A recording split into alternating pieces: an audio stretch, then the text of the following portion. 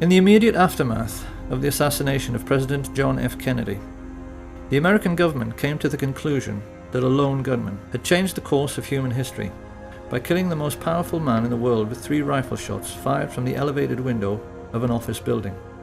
And for half a century, they have stuck rigidly to this fabrication, while critics, scientists, playwrights and poets have produced books and essays and films to prove beyond any shadow of a doubt that this version of our Western history is a physical impossibility. Over and over again, we have been told that this man did it, by himself. He didn't have any help, and he did it because he was a lonely madman and a communist to boot. We are also meant to believe that there is nothing remotely suspicious in his being shot on live television in a basement full of police officers before he had a chance to tell his side of the story. So there is quite clearly no need to investigate further. Of course, every thinking person knows this is absolute nonsense. And being nonsensical, it naturally leads thinking people to ask some very important questions, like, why did the American government come up with such a lame and improbable scenario to account for what had happened? And then why did they stick with it so dogmatically for so many years afterwards? Exactly what and who are they protecting? And how can it be that even such venerable institutions as the BBC have played along with this charade in the intervening decades? We now know that there were actually 8 riflemen firing at the president on that day. We know where they were located in Dealey Plaza, and we know their names. However, those with sharp eyes will already be asking themselves why we were only showing the location of 6 assassins in this schematic. We're doing this because any casual onlooker who happened to be in Dealey Plaza at 12:29 on November 22nd, 1963, might well have caught sight of these 6. Many people did. Witnesses like Arnold Rowland, Richard Randolph Carr, Lee Bowers, Amos Hewins, Mary Morman, they all gave precise descriptions of men they observed in the windows of the book depository and on the famous grassy knoll. But none of them observed 2 of the riflemen who shot at the president. No one did. And the reason why no one did is itself the key to the mystery. A mystery which begins with a very simple question. Supposing you wanted to shoot at a man on a barren, empty street without anybody seeing you, where could you possibly hide? However, the riflemen who took part in the assassination were not as important to an understanding of what the Kennedy assassination was really all about as were a group of 20 men who had gathered together the night before at the home of Dallas oil millionaire Clint Murchison. These men were a much more important part of the story than the assassins themselves, because they hired the 8 snipers and paid them. We even know how much they paid them. So who were these men? What brought them together to orchestrate such a foul and despicable deed? Why did they, and more importantly those who came after them, cover up the crime with such ruthless brutality for so long afterwards? And how can it be that these men and what they stood for has left an indelible legacy which still influences our daily lives right up to the present day? To answer these questions, we must inevitably step back into history, and most people will not like this very much, because most people have very little interest in history. This, however, is going to be a history lesson, quite unlike anything that anyone has ever heard. It certainly will be nothing like what we are taught in school, and yet it begins with a name which most people have heard, but probably won't be able to place. The name of E.H. Harriman. Who was E.H. Harriman? Dynamite's ready, Butch. Mr. E.H. Harriman himself, he had the confidence of... Open the door or that's it! You think E.H. Harriman would get himself killed for you? Woodcock?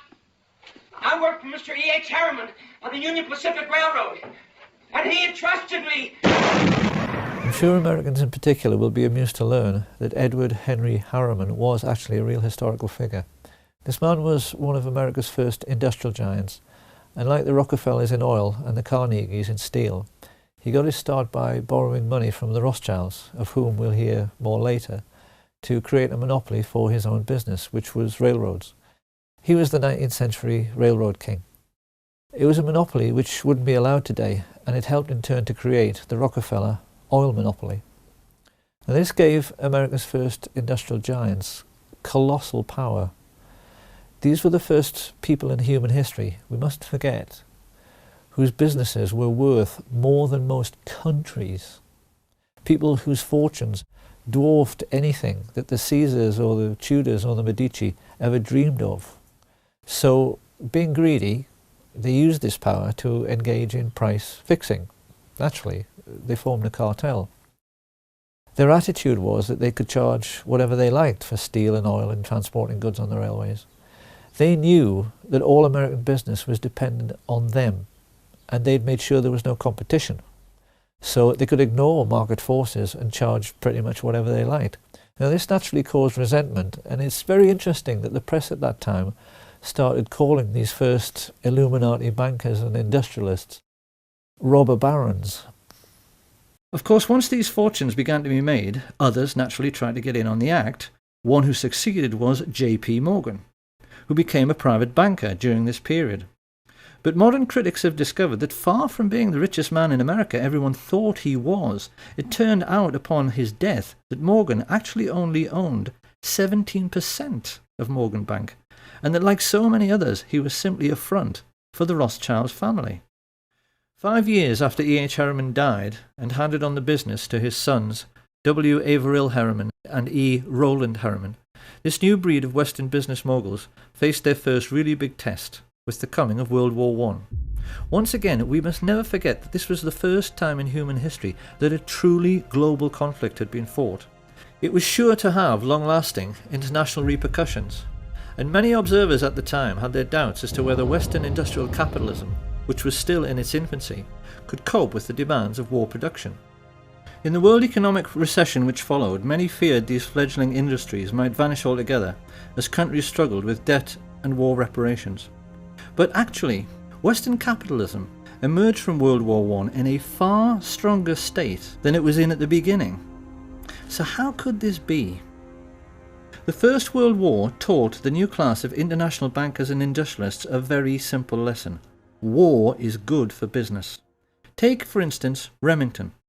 We tend to associate their name with typewriters, but actually they made most of the rifles and handguns used during the Great War, and made a colossal fortune in the process.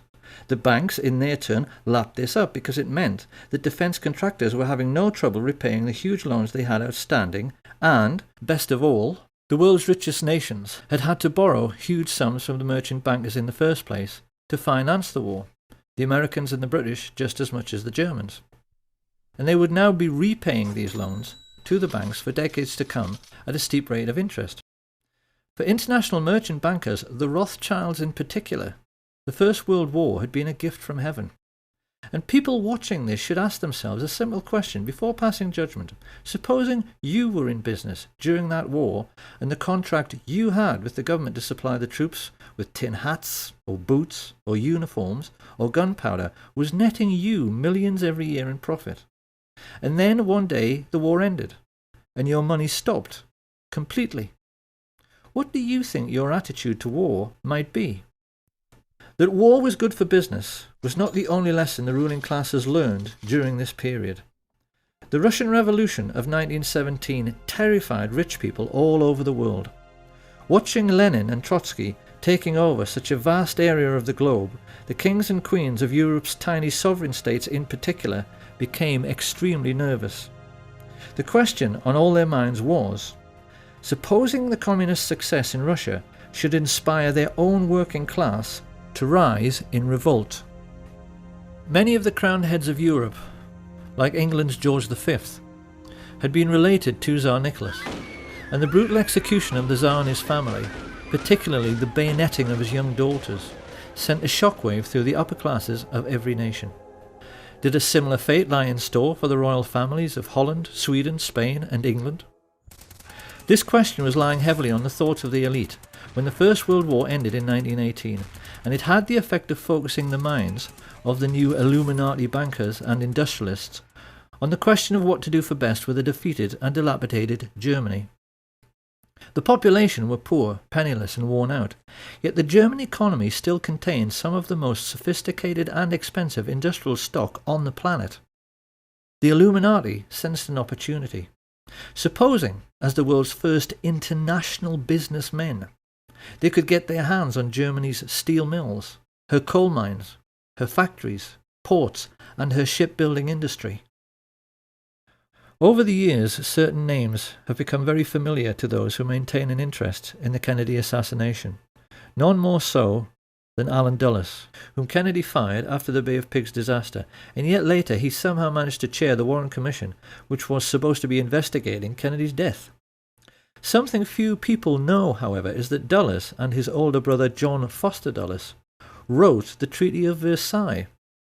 They were both lawyers of Sullivan and Cromwell, and it was largely they who decided that the German people must pay war reparations totaling 135 billion marks. A mind-boggling sum at that time, which today translates into 250 trillion. When this was announced, the legendary UK economist J. Maynard Keynes maintained it was a ludicrous sum, and he did a swift calculation from which he reasoned that it would take Germany until 1988, 60 years hard labour, to pay it off. But it didn't.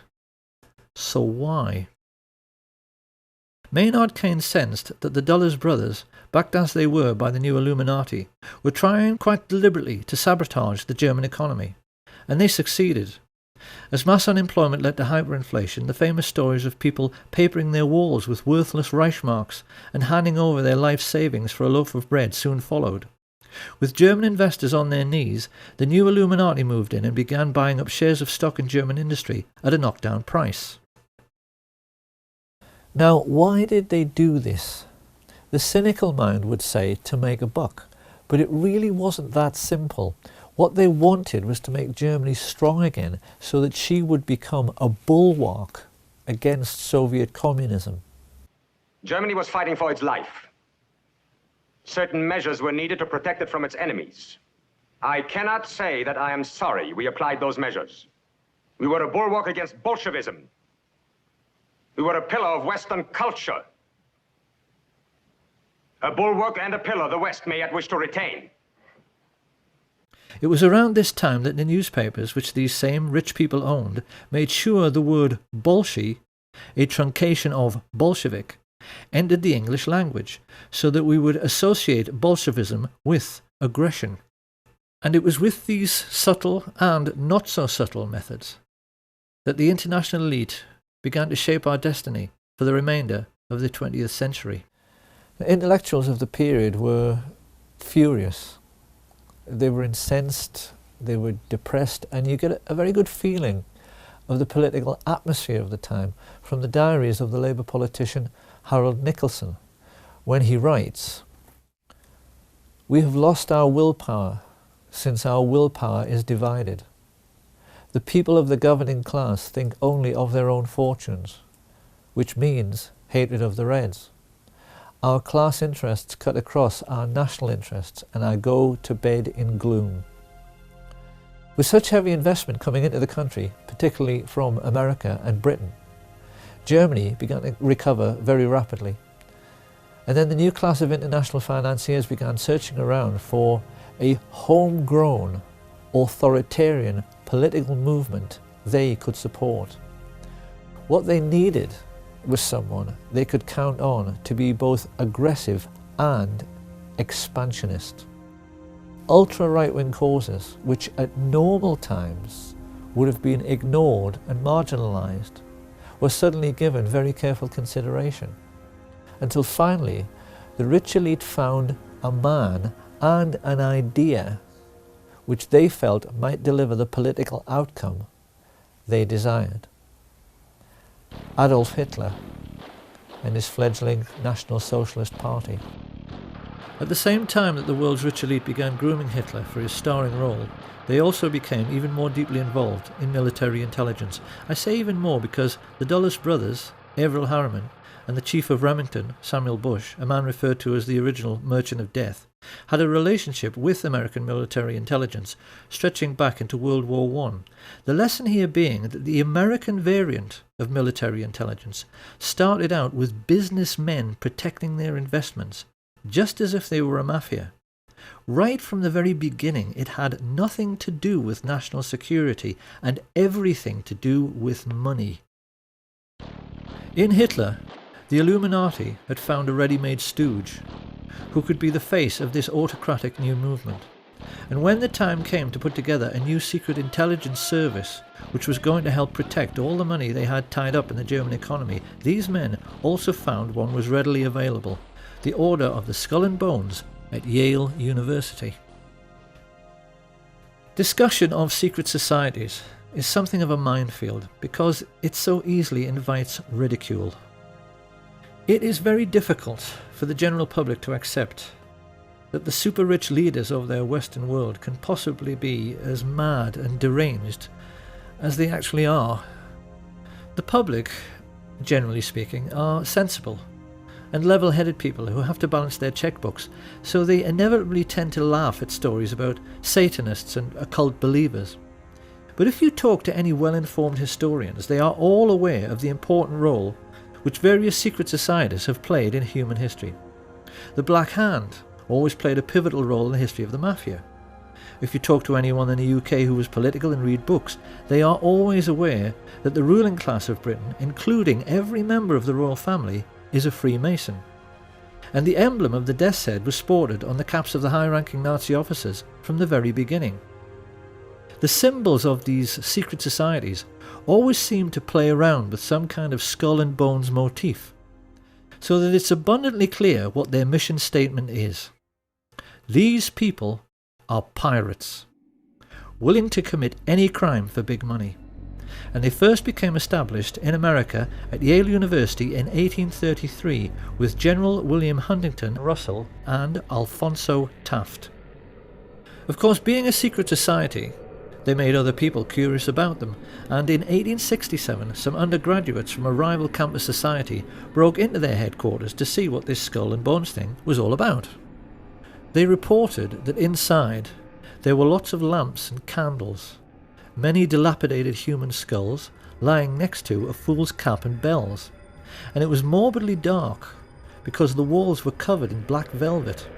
Having established a suitably satanic atmosphere, initiation rites were then performed on new members, who had to engage in group masturbation and sodomy while they lay in a coffin.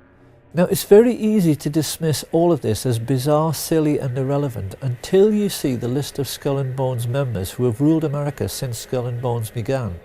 Although they only graduate 15 initiates a year, those 15 have always gone on to occupy the very highest positions in American society.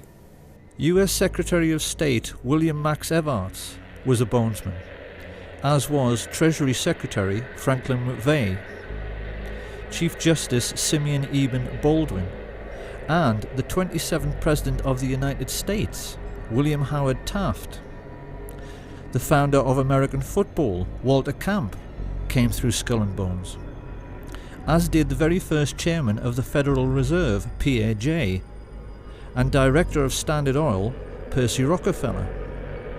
Averell Harriman, the son of E.H. Harriman and founder of Harriman Brothers, the largest investment bank in the world, was a bonesman, and so were both of the George Bush presidents. During his premiership, John F. Kennedy was surrounded by bonesmen like McGeorge Bundy and David Acheson, son of Dean Acheson. Kennedy knew these men refer to each other as brothers under the skin. They swear an oath of secrecy and then ruthlessly vow to help each other's careers in any way they can throughout their lives, even if it means committing murder. In Britain, every literate person knows that all of the top police officers are Freemasons, because if there are 10 candidates for a top job, a Mason will always select a brother Mason for the post. Skull and Bones works the same way, and JFK took this problem so seriously that he even made speeches warning America about the danger of secret societies. The very word secrecy is repugnant in a free and open society, and we are, as a people, inherently and historically. He knew the people on this list were neither silly nor irrelevant, because he knew they were the real holders of power in America, operating as they were, as an unelected shadow government accountable to no one. And it was these same people who brought Hitler to power during the 1920s by becoming business partners with leading German industrialists. The reality of the situation prevailing at that time can be very easily understood, simply by looking at the cover of Fritz Thiesen's book, I Paid Hitler, on which he is depicted as a puppet master, controlling Hitler's strings. Thiesen was a billionaire industrialist. He was the man who built the Bismarck. His company, United Steelworks, made 3/4 of all Germany's steel, and he joined together with Skull and Bones members Prescott Bush and George Herbert Walker to financially assist the Nazi Party. Together they recruited head of the German central bank Hjalmar Schacht to the fascist cause, and then combined with other leading industrialists to sign the letter which convinced Hindenburg to appoint Hitler as Chancellor on the 20th of February 1933. Had anyone inquired around this time about the postal address of the Nazi Party, they could legitimately have been told that it was 39 Broadway, Manhattan, New York, because this was where Averell Harriman, Prescott Bush and George Herbert Walker kept their office. And being no fool, Fritz Thyssen used their banking services to set up secret cash funds funneled through another bank in Rotterdam, the Bank voor Handel en Scheepvaart, to finance the building of the first official Nazi Party headquarters, the Brown House. This was all done with the full cooperation of the Dutch bankers, who orchestrated this entire sinister business with the assistance of the Thyssen family lawyer, Alan Dulles. Of course, the Germans themselves were ecstatic. We've all seen the newsreels from that time in which they are stomping around in their jackboots, acting like a master race, because they had swallowed the propaganda that they were being led to glory by a Superman who had rebuilt the economy and Germany's infrastructure all by himself. This was a lie. Hitler didn't have any money. You can only build autobahns with one thing: capital investment, and that investment came mainly from America. The Nazis were also given a lot of help from the City of London, help which came mainly in the shape of Sir Montague Collett Norman, Governor of the Bank of England. Norman was connected to Bush and Walker through the merger of Harriman's with the Brown brothers, who traded in London as Brown Shipley, hence Brown Brothers Harriman. The people behind this multinational investment bank had a long-standing racial tradition.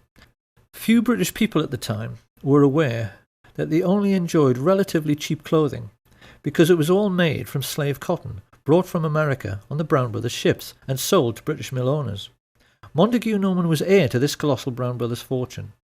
As the de facto head of world banking, he made no secret of his only being interested in the richest 1% of people. And even as the newspapers began to fill with stories of Nazi concentration camps, he still declared himself to be Hitler's most avid supporter. "We must lend Nazi Germany 90 million marks," he declared. "It may never be repaid, but it will be less of a loss than the fall of Nazism." One might have thought Sir Montague's close personal friends, the royal family, would have been outraged by his comments. Nothing could be further from the truth. It is part of the remit of this film to try and make people aware of the tricks the rich play in order to control how we think. George Orwell once said that the ruling class in every age have tried to impose a false view of the world upon their followers.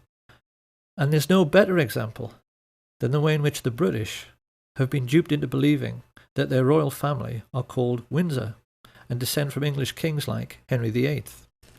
The British royal family are, actually, German, and their real name is Saxe-Coburg-Gotha.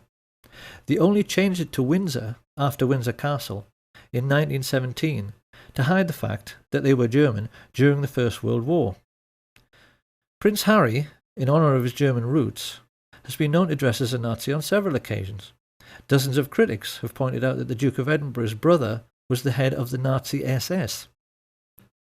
And King Edward VIII, before he abdicated to marry the American divorcee Wallis Simpson, visited Hitler to make it abundantly clear to the whole world that he too was a Nazi. He even signed his name Herzog von Windsor. Thinking people during this period realised that this whole thing with kissing up to the Führer somehow transcended national boundaries. The rich people from the most diverse countries had bonded together because they all shared a common goal. The kings and the queens and the international bankers and industrialists wanted to make certain communism could never succeed.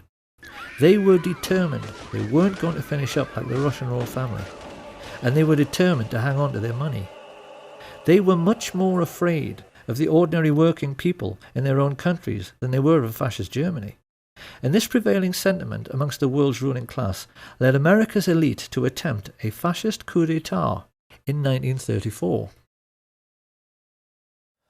I hope it will be plain to people by now that Hitler's economic miracle is the greatest myth in human history. There was no economic miracle. There are no miracles. And if there are, why can't the Germans do it all again now? If you want to construct a network of new roads and new steelworks and new factories, you need one thing: money. You need investment. And the investment didn't come from Hitler. It came from Brown Brothers Harriman and their business associate, Fritz Thyssen. It came from Hjalmar Schacht and his best friend, Sir Montague Collett Norman. It came from men like Axel Wenner-Gren, the Swedish multimillionaire arms manufacturer, and Charles Beddoes, the French business mogul. These people were all in the same bed with their Nazi friends, the Duke and Duchess of Windsor, the Dulles brothers, Prescott Sheldon Bush, and George Herbert Walker, with whom they'd created the Union Bank for laundering Nazi money. And with stage one of their plan for world domination complete, they now turned to the second phase, which was meant to be the overthrow of American democracy and the imposition of fascist government upon the United States.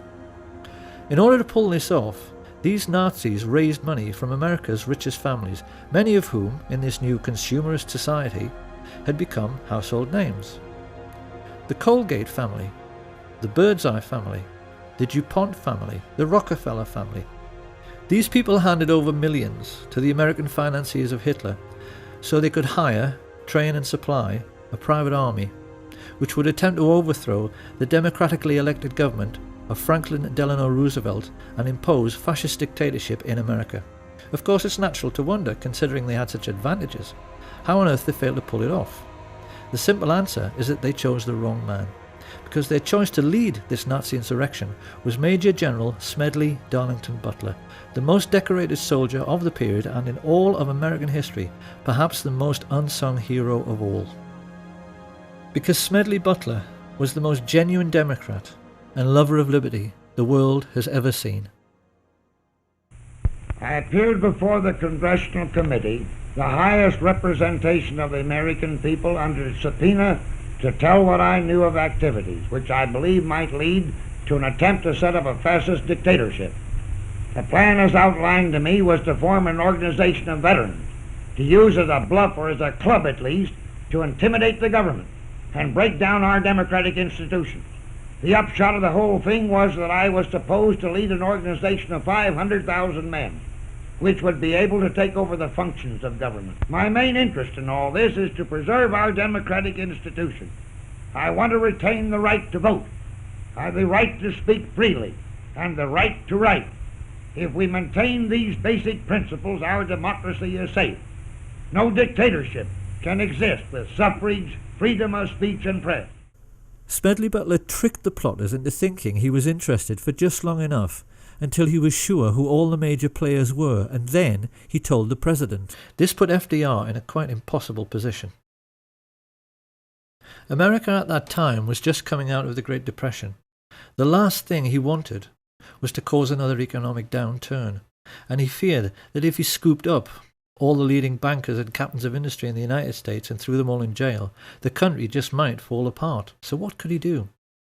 To Smedley Butler's utter incredulity, he chose in the end to do nothing. In spite of the fact that these men had committed treason and should have been hanged, their power was such that they were not even charged, let alone tried. And so great was their influence, they were able to keep America out of the war until December the 7th, 1941.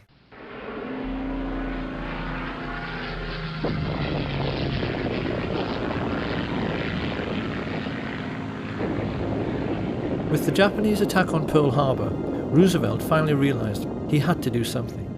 His response was the Trading with the Enemy Act, which allowed him to seize assets like the Union Bank, through which Bush, Walker and Harriman had been financing Thyssen. Roosevelt didn't realize, however, that it was already a case of too little, too late. Because without his knowledge, American business moguls had been tumbling over one another for 2 years in their efforts to assist and do business with the Hitler regime.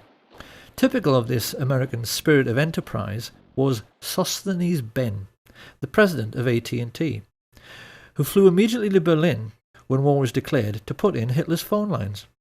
He gave the Nazis the most high-tech, state-of-the-art telecommunications system in the world at that time, so that Hitler could rule the European mainland with the maximum efficiency. Rich men have been hiring thugs to do their dirty work, especially to frighten people, since human civilization began. What people have to try to appreciate is that Nazism, in reality, was simply the first time in human history that the rich had enough wealth to hire an entire country of thugs to do their dirty work. Some of the most emotive images in world history are those of the Nazi war machine sweeping across the Low Countries to begin their occupation of France, and people have always assumed that the trucks used for the miles-long troop convoys must have been German trucks. But if anyone at that time had taken the trouble to lift up the cowling and look at the engine, they would have found these were actually Ford trucks, which had been built with personal permission from Henry Ford, who was sitting in his office 4,000 miles away in Dearborn, Michigan, a service for which he was given the Grand Cross of the Eagle, the highest honor the Nazis ever bestowed on a civilian. Ford sued the U.S. Army, the U.S. government in the 50s because during the war the U.S. Air Force bombed their tank-making facilities in Germany. And this is true. And what was it, like 52 or something? They sued the U.S. government for destroying their factories. And they won. They won the lawsuit. So I had to write a little song for Henry here.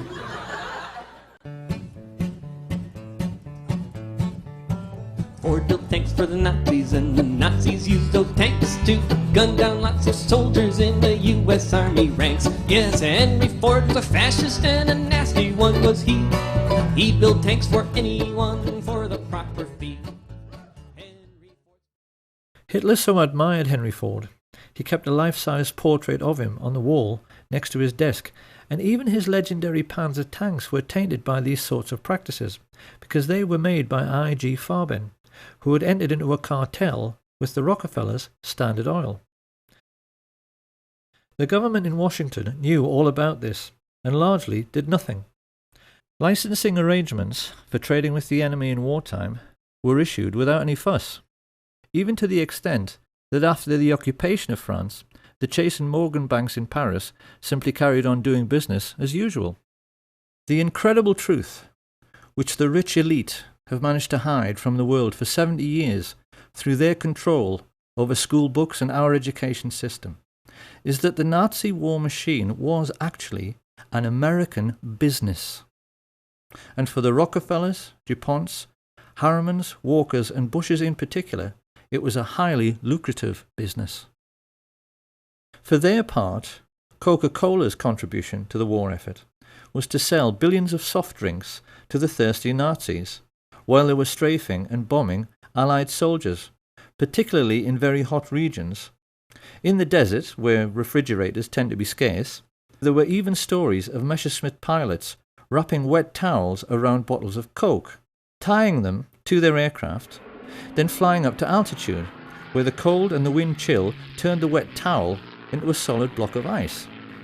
They would then dive down, crack open the towel, and enjoy an ice-cold Coke in the desert. If they had wanted to, the Western multinationals could have grounded the Luftwaffe and stopped the war at any time, because the German aircraft were totally dependent on imported supplies of tetraethyl lead, an additive which prevents knocking in aero engines. But Standard Oil kept the supply of this vital resource going through neutral Switzerland for the entire war. And any Dutch people who might be wondering at this point what kind of percentage the Swiss took from this little arrangement, they need to be aware that thanks to Prince Bernhard von Lippe of the Netherlands, the father of the recently retired Queen Beatrix and prominent member of the Nazi Party, Royal Dutch Shell gave Hitler millions of tons of crude oil for nothing.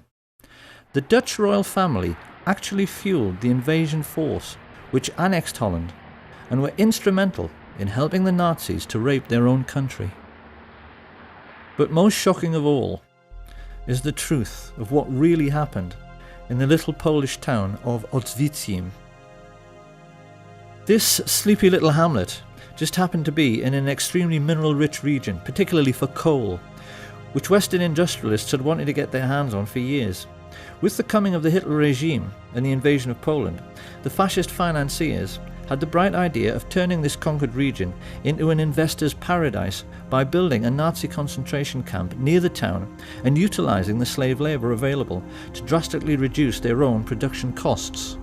Few people are aware of the gigantic scale of the Nazi concentration camp network and are blissfully unaware that the real purpose behind their construction was to make a profit for the rich, which is why they stole all the gold watches, gold wedding rings and gold teeth fillings and melted them down into gold ingots. To this day, there are bars of gold lying in the vaults of the Bank of England, which have the Nazi swastika stamped on them. Gold stolen from Jewish corpses. It shouldn't come as any great surprise that George Herbert Walker's family were slave owners on the cotton plantations of 1930s America. Walker was used to organising slave labour. So while his business associate, Averell Harriman, was paying for Hitler's 500,000 SS troops and supplying them all with brand new Thompson submachine guns, because he did, Walker took over the management of this new Polish concentration camp. And when his Nazi friends started complaining that they couldn't pronounce the name Auschwitz any better than I can, they all got together and decided they had better Germanize the name into something which sat more comfortably on Nazi tongues. It was in this way that the world first heard of Auschwitz. Because the truth about Auschwitz and the entire Nazi war machine is that they were essentially no different to McDonald's. They were American business enterprises abroad, businesses which the richest European families invested in, and businesses which, because of slave labour, made obscene profits, which Prescott Sheldon Bush took and placed in a blind trust, which later financed a Bush political dynasty which produced two presidents of the United States, his son, George Herbert Walker Bush, and his grandson, George Walker Bush. This picture of the railway leading into Auschwitz has, since World War II, become the iconic image of the Holocaust. To us it now represents something like the gate to hell. But how differently, one wonders, would we have looked at this image all of our lives if we had always known that this railway line was an American railway line laid by the Harriman brothers on behalf of Uncle Sam. The Standard Oil IG Farben cartel even made the Zyklon B gas for the Jewish Holocaust. Now, anyone who at this point is thinking that all this simply cannot be true, because if it was, someone would have sued, well, someone did. This information came into the public domain because of a Dutch intelligence agent who was so disgusted when he found all of this out, he leaked it to the press, as a result of which two very senior Jewish gentlemen, Kurt Julius Goldstein and Peter Gingold, filed suit against the American government. Of course, the more discriminating among us will now be asking how it can be that this story went completely unreported in the mainstream media. One might just as well ask why the Times in London was writing favourable stories about the Nazi concentration camps throughout the 1930s, and why Lord Rothermere was still referring to Hitler as a great gentleman as late as 1940. You really would think by now that people would have realised that it isn't so much the bias in the media which really matters, it's the things they know about, but never tell you, that really matter. Because the truth is that the press knew exactly what was going on in the concentration camps all through the war. They never said a word about it, because they knew who was making money from the slave labour. Now, it's very easy to imagine what the response of a conservative politician, American or British, would be to all of this. If all of this is true, he's bound to ask why nobody said a word about American industrialists building Hitler's war machine at the Nuremberg trials. How come it never got mentioned? Where's the responsibility of the Vatican, who signed in 1933 the Concordat with Hitler? giving him his first tremendous prestige. Are we now to find the Vatican guilty? Where's the responsibility of the world leader Winston Churchill, who said in an open letter to the London Times in 1938, 1938, Your Honor, were England to suffer national disaster, I should pray to God to send a man of the strength of mind and will of an Adolf Hitler. Are we now to find Winston Churchill guilty? Where's the responsibility of those American industrialists who helped Hitler to rebuild his armaments and profited by that rebuilding? Are we now to find the American industrialists guilty? No, Your Honor, no. Germany alone is not guilty. The whole world is as responsible for Hitler as Germany. It is an easy thing to condemn one man in the dark. It is easy to condemn the German people, to speak of the basic flaw in the German character that allowed Hitler to rise to power. But at the same time, comfortably ignore the basic flaw of character that made the Russians sign pacts with him. Winston Churchill praise him. American industrialists profit by him. American industrialists profit by him. Profit by him. Profit by him. Profit by him. Profit by him. Profit by him. Profit by him. Profit by him. In school, we are taught that the Allies defeated Nazi Germany in World War II. This is not true. The Nazis won the war because the real Nazis, the rich, played on both sides. That's what a rich businessman does. He arranges things so that he is well thought of by both sides, so then whoever wins, he wins, and his money is safe. Now, a lot of people will still think it is simply ludicrous to suggest the Second World War was a phony war. They are bound to say that no one who was there at the time thought it was a phony war. Really? A new baby, 200 gross of buckles, unlimited petrol, and all the whiskey you want. You're sitting pretty, aren't you, Holden? Yes, it is a lovely war. Well, wouldn't you if you were in my place? Wouldn't everybody? Doesn't everybody? The war's a blasted phony anyway. I'm a bit tired of that. Tired of what? This phony war business. Well, isn't it? No, it's not. I've just come out of hospital after 10 days in an open boat off the Faroes, and I'm sick and tired of blokes like you with soft jobs ashore. Come outside. Now, don't be silly. I've lost 2 fingers off that hand, but I'm going to take you outside and knock your block off with my right. Ah, take it easy. There's no need for that. I'm sorry, I apologize. I'll come outside if you insist. That won't do any good. It's not his fault. It's the fault of all of us. You make me sick. All of you. It may be a phony war to you, but it's not to all the boys at sea. It never has been.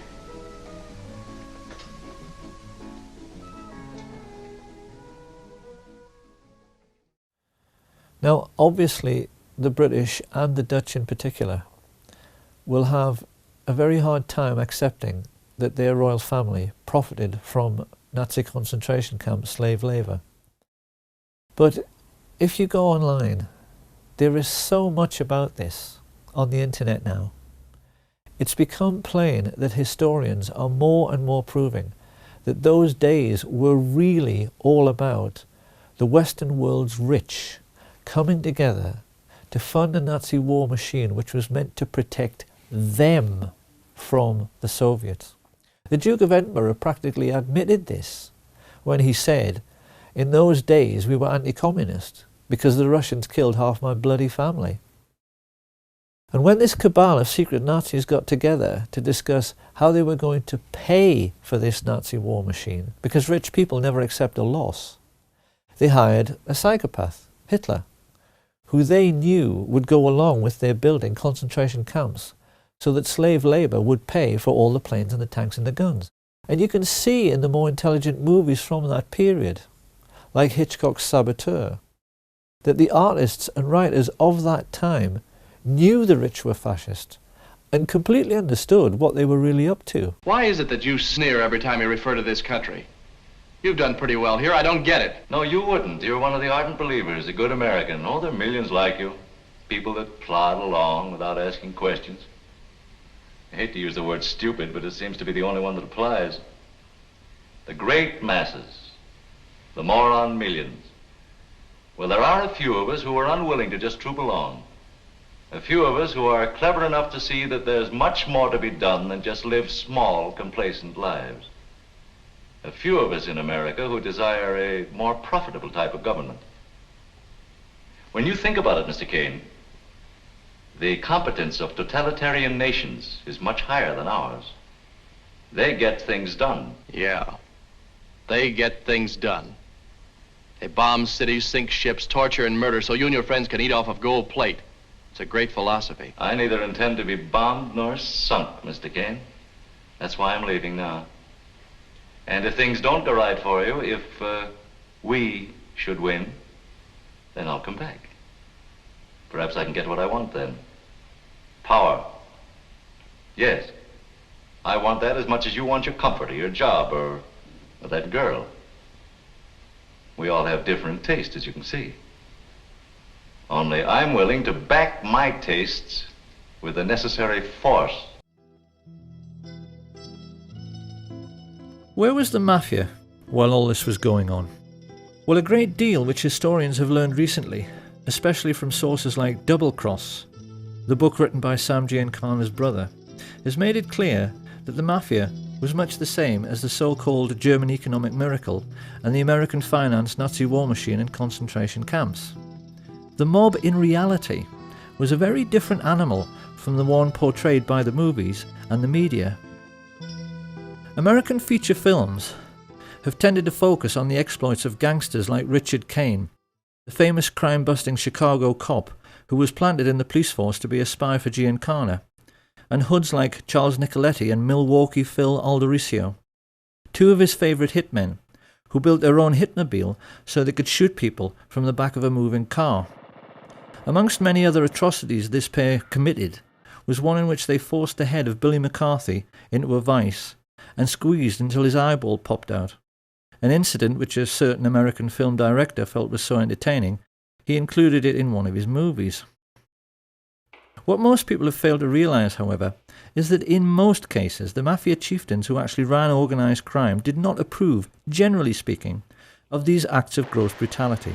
Not that they gave a damn about morals, but the cleverest amongst them, like Paul the waiter Rika, realised that sensationalised events like the St. Valentine's Day massacre produced public outrage and a crackdown on their illegal activities. Rika realised that the effectiveness of mobsters like Diamond Joe Esposito came from keeping a low profile. And it was the mafia bosses who learned this lesson best, Santos Trafficante and Sam Giancana in particular, who in later years became the most successful. Even today, few Americans appreciate the extent to which their country was being controlled by organised crime in the 1930s.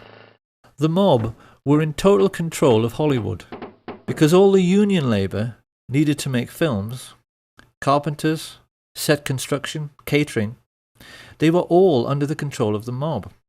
In particular, the control of the Teamsters Union, the drivers and haulage people who made essential deliveries to absolutely everyone, meant that virtually all American business was caught in the web of mafia racketeering. Studio bosses like Harry Cohn, Louis B. Mayer, and the Warner Brothers knew they had to play along to get anything done at all. The big studio heads, like all rich businessmen, found they were forced to become friends with mafia dons. And the individual who exploited this situation most effectively was a gangster few people have ever heard of, Murray the Camel Humphreys. Generally speaking, the ethnically Italian gangsters of this period were coarse, brutal, and most importantly, ignorant men. They had no education. They couldn't hold an intelligent conversation because they'd spent no time in school. Don Corleone, I am honored and grateful that you have invited me to your daughter's wedding.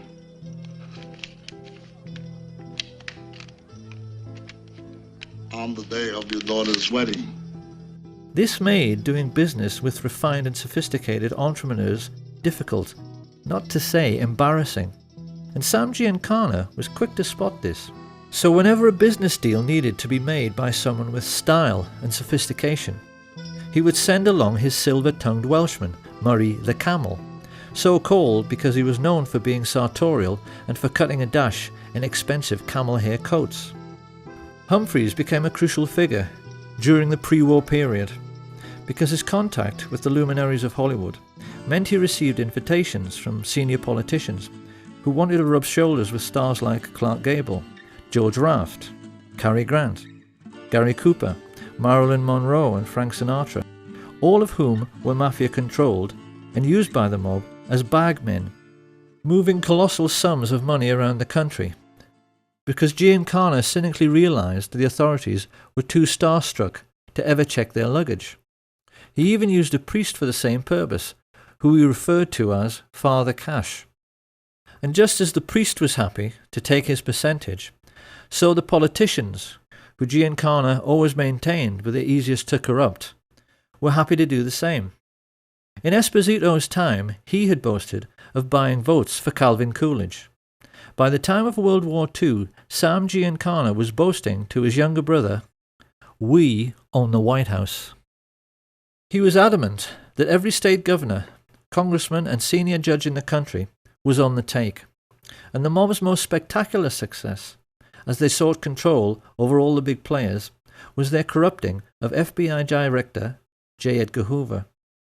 It's become fairly widely known in recent years that Hoover was a transvestite homosexual. What is less well known is the elaborate scheme he dreamed up for accepting mafia bribes. What he used to do was to go to the $2 window at the racetrack, where he was photographed many times by the press to give himself a clean, upstanding image. What the pressmen didn't know was that he always took along a crooked emissary who placed huge bets, which ran into the thousands, at another window on races which were fixed by the mob boss Frank Costello. By keeping Hoover supplied with millions in winnings and holding on to compromising photographs of the FBI chief having sex with his lover, Clyde Tolson, which several CIA agents claim they've seen, the mafia had American law enforcement entirely under their control. So the question then is, what do you do with that kind of power? The answer is that when you're the American mafia, you routinely wipe out what they call do-gooders. This is how organized crime has influenced American society for nearly a century. If a decent man becomes a rising star in politics and looks as if he might try to make a better life for ordinary people, they simply kill him as a matter of routine. And in the book they wrote together, Chuck and Sam Giancana Jr. are at pains to point out that a classic early case of this practice was the assassination of Anton Shermack.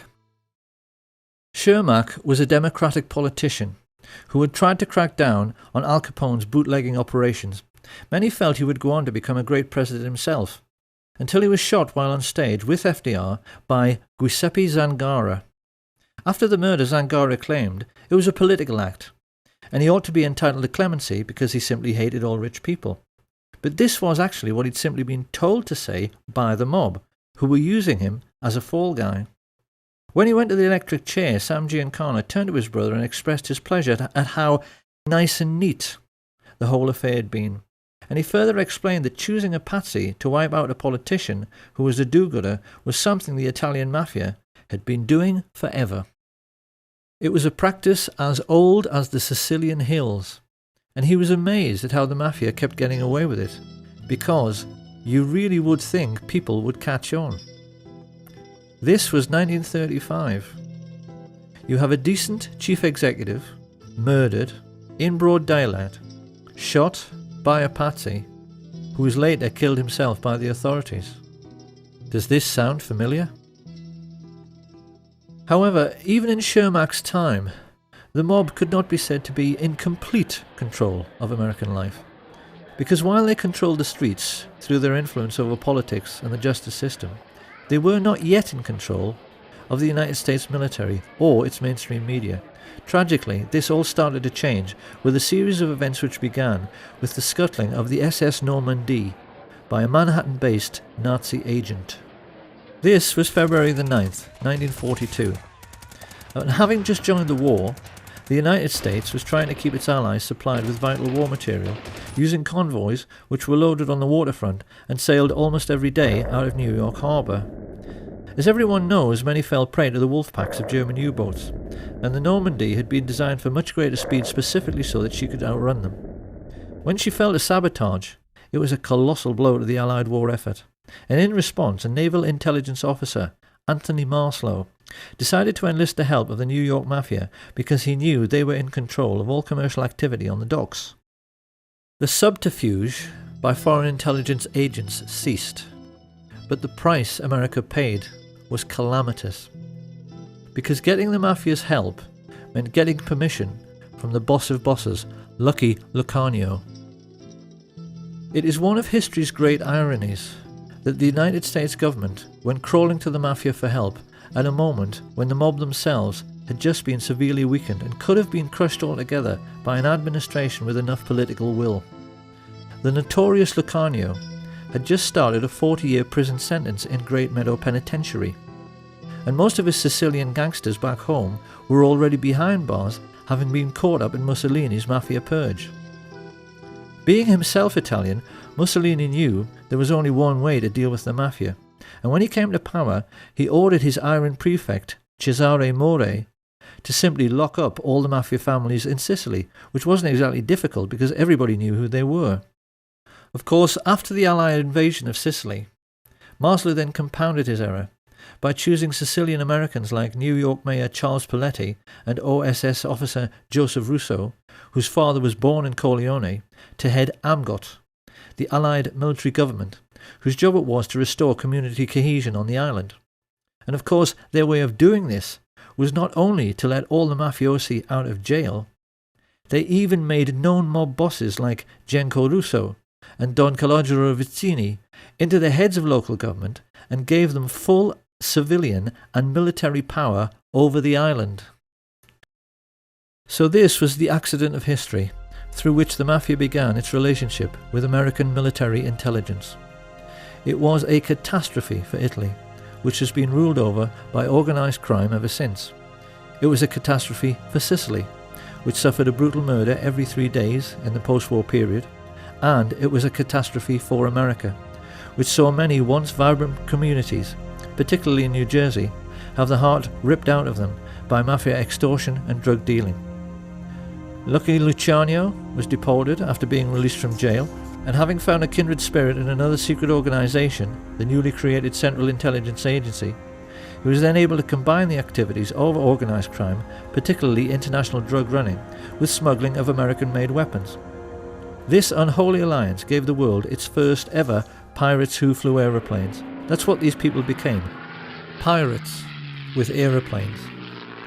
The CIA became the world's primary import-exporter of narcotics, and used the colossal profits to fuel wars around the world, thereby enabling their friends in the military-industrial complex to sell yet more weapons. Under the disguise of liberal democracy, these men, who had financed Hitler, became the enemies of liberty and democracy on a planet-wide basis. And as if to underline their Nazi credentials, they also hired all of the former German Nazi intelligence officers, like Reinhard Gehlen, who were out of a job at the end of the war, and brought them into the fold at the beginning of the Cold War, even though they were perfectly well aware that these men had committed genocide and should have been prosecuted as war criminals. Their attitude, quite clearly, was that as they had paid for Nazi Germany, they were entitled to pick over its carcass in any way they chose. This was yet another political catastrophe for the United States, because these were the people who put together the notorious Operation Paperclip, which rounded up all of the Nazi rocket scientists, like Werner von Braun, and put them to work for their new American Nazi owners to give them, for the first time in human history, ICBMs with nuclear warheads. They became the first men ever to have the power to destroy the whole world at the touch of a button, and it was clear to many observers at the time that it all rather went to their heads. I can no longer sit back and allow communist infiltration, communist indoctrination, communist subversion, and the international communist conspiracy to sap and impurify all of our precious bodily fluids. They saw themselves as giants, who were looking down and laughing upon this planet of tiny fools who were stupid enough to go on and on killing each other while they sold arms to both sides throughout the Second World War. Focke-Wulf aeroplanes, which bombed American soldiers, were manufactured by IT&T. Allied sailors were drowning in a freezing North Atlantic because their convoys were sunk by guns of Nazi battleships, which swiveled on American-made ball bearings. American soldiers were crushed under the wheels of tanks and trucks made by Henry Ford and John Rockefeller, and gassed to death by the same people. Sam Giancana took the trouble to explain how this cynical process worked by composing just one terse, simple sentence, which his brother wrote down for posterity. "People give their lives," he said, "just so a few fat cats can make a killing." And this was precisely what Smedley Butler had tried to explain to the world with his book, War is Just a Racket. At the war's end, the rich elite found fortune continuing to smile on them. Firstly, they were able to control the utter farce of the Nuremberg trials, which should have hanged every single American merchant banker and leading industrialist.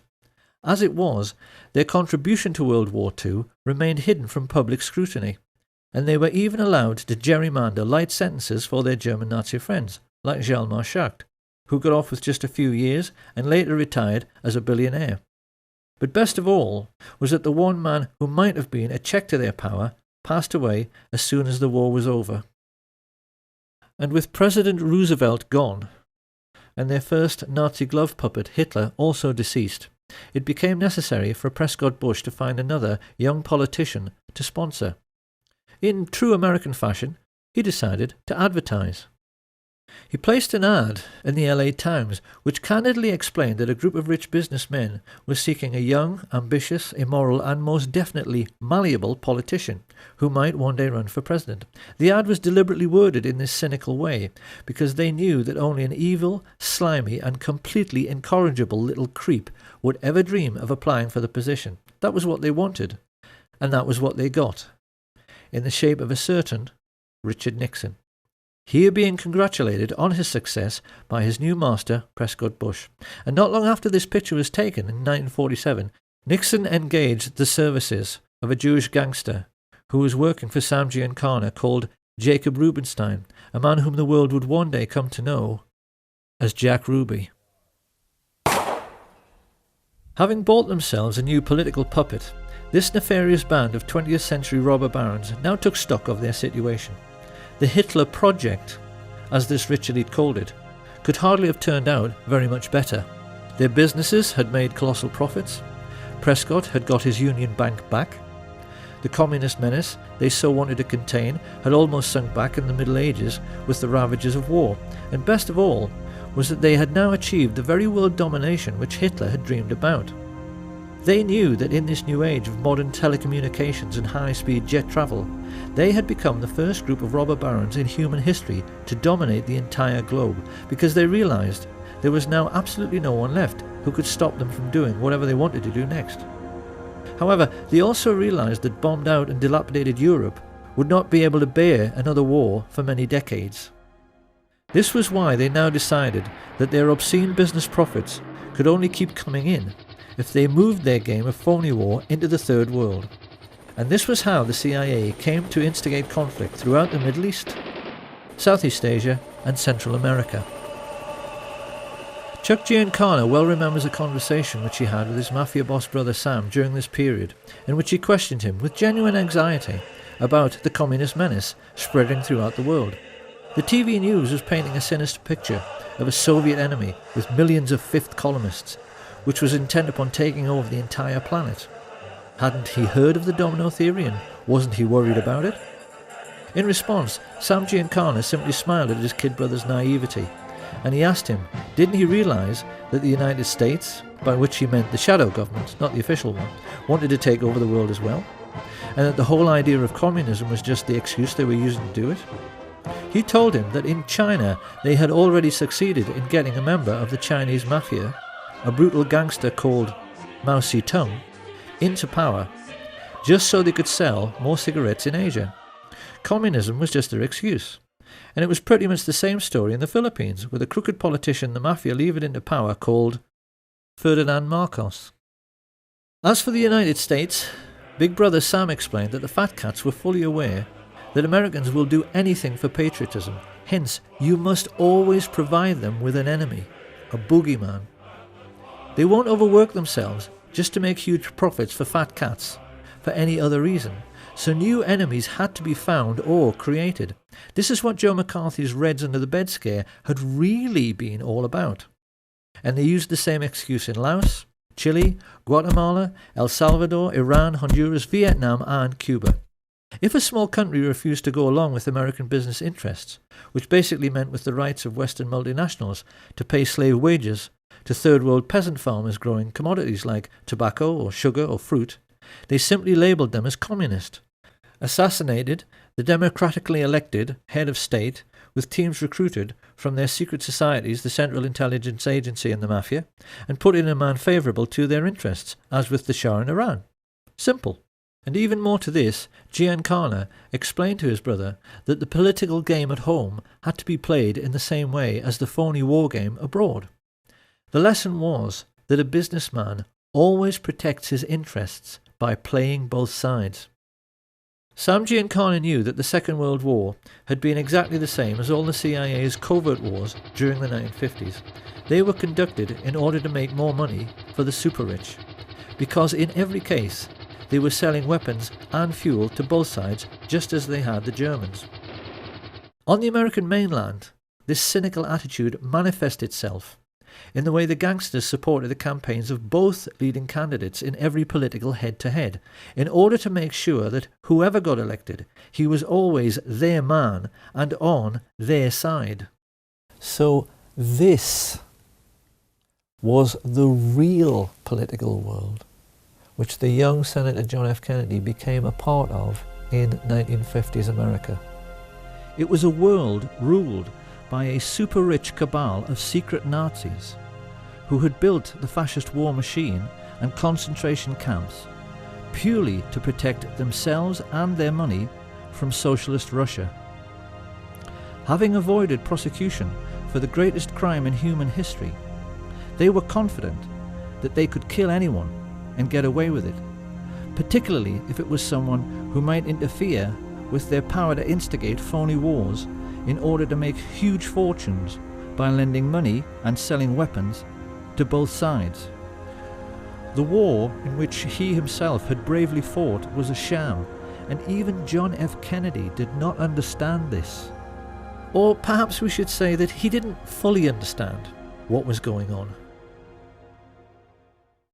He and his younger brother Bobby were certainly all too keenly aware of the extent to which their country was in the grip of organised crime, because their own father, the patriarch Joseph P. Kennedy, had made his personal fortune from running illegal liquor during the days of Prohibition, activities which earned him the nickname Bootlegger Joe.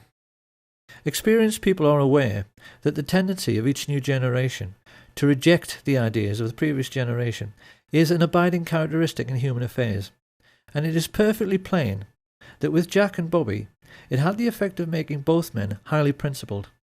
Their own father had associated with crooks and gangsters, and it was quite clear from their style and their outlook that they had made a commitment to make up for the sins of their father by rejecting this sinister world of hoods and crooks and corrupt politicians, by being honest and decent. If you take a look at any group photo from the early days, it's clear these men are being determinedly clean-cut, with the accent heavily on the clean part. They knew their father's generation were dirty. It couldn't be more obvious that they were determined to be the opposite. The question was, how were they going to free themselves and their country from the entanglements of the crooked politicians and the psychopathic mafia dons, who together were controlling the whole of American life like some multi-legged fascist octopus? How they were going to pull this off was something they were discussing ad nauseam when, in the late 1950s, they found out their father was in big trouble. A contract had been taken out on Joe Kennedy's life by the Purple Gang, the Jewish mafia of New York, who had accused him of swindling them out of a fortune. Joe Kennedy was really scared, and he turned for help toward the one man in North America who he knew had the power to get the contract called off, Sam Giancana. Giancana had done business with Kennedy for years, so he agreed to help, but he wanted something for it. He was all too aware of Joe's political ambitions for his son and of JFK's outstanding good looks. He wanted assurances that if Jack one day made it to the White House, Joe Kennedy would see to it that the heat the two brothers had been trying to turn up on the mafia would be turned down. And, according to Chuck and Sam Giancana Jr., Joseph B. Kennedy, just to save his own skin, agreed. Will you tell us anything about any of your operations, or you just giggle every time I ask you a question? I decline to answer because I honestly believe my answer might tend to incriminate me. I thought only little girls giggled with the Giancana. In this way, a very confused situation was created, because Sam Giancana, the very kind of mob boss whom the Kennedys had been fighting so hard through the McClellan Committee to put in jail, now thought that they should and would be grateful to him. It was this expectation and this misunderstanding which now led Giancana to try to draw the Kennedys more and more into his dark world, something which he appeared to be succeeding with in the way that first Peter Lawford and then Frank Sinatra established relationships with both men. Lawford married Kennedy's sister. Everyone is voting for Jack. Sinatra was putting together campaigning jingles, and it must have seemed to many insiders at the time that when Sam Giancana went around boasting that, as usual, he had everything under control, and that when Jack got to the White House it was going to be a dream ticket for the mafia, that it must all be true. His boys appeared to be partying together. And those who were in the know were aware that JFK had at least some sort of relationship with Judith Campbell Exner, Sam Giancana's girlfriend. What we haven't known until now is that JFK was hoodwinking Giancana all along. The role that Judy Campbell played was mostly that of a go-between. What Kennedy was doing through her was giving Giancana FBI reports on mob bosses to make him think that law enforcement were not all that well informed about the mafia scams and their movements, nor even terribly interested. What Giancana did not know was that the FBI reports he was receiving were carefully selected and most definitely incomplete. Kennedy was not helping Giancana. He was not keeping him in the picture. What he was doing was pulling the wool over his eyes. For the first time in his life, Sam Giancana was perplexed, and he became more confused when there was a sudden freezing over of relations. JFK abruptly ended his relationship with Sinatra, and Judy Campbell suddenly found the White House were refusing her calls. Even more to this, Giancana's limitations were shown up in the way he completely failed to comprehend that Kennedy truly was decent and honest. He apparently had many conversations with Murray the Camel Humphreys around this time, in which both were reassuring each other that Kennedy's white knight lifestyle was just a political game to make him look good. Quite clearly, this cynical outlook was the product of living in their dark and corrupt world. They had never known an honest and decent man, because in the mafia, there's no such thing. There is no record of what was said during the 3 meetings which JFK had with Giancana and his father at the Fontainebleau Hotel just prior to the 1960 general election. But it does now seem that in this most titanic battle of wits between the craftiest criminal in America and the most brilliant politician the world had ever seen, Kennedy had won. He had played the mafia at their own game, and played it better. Why did John F. Kennedy do this? Because he must have known just what a dangerous game he was playing. There certainly appears to be no doubt, now that we ourselves are aware of the all-pervading influence of organised crime in America at that time, that this brave and decent and honest man had realised that he could never get rid of the mafia and their dirty fascist friends in politics, industry and banking without first enlisting their help. He had to trick them. And with this new understanding, we can now see for the first time, with the correct perspective, the motives, characters, intrigues and diverse political interests which were gathering against President Kennedy when he took the oath of office.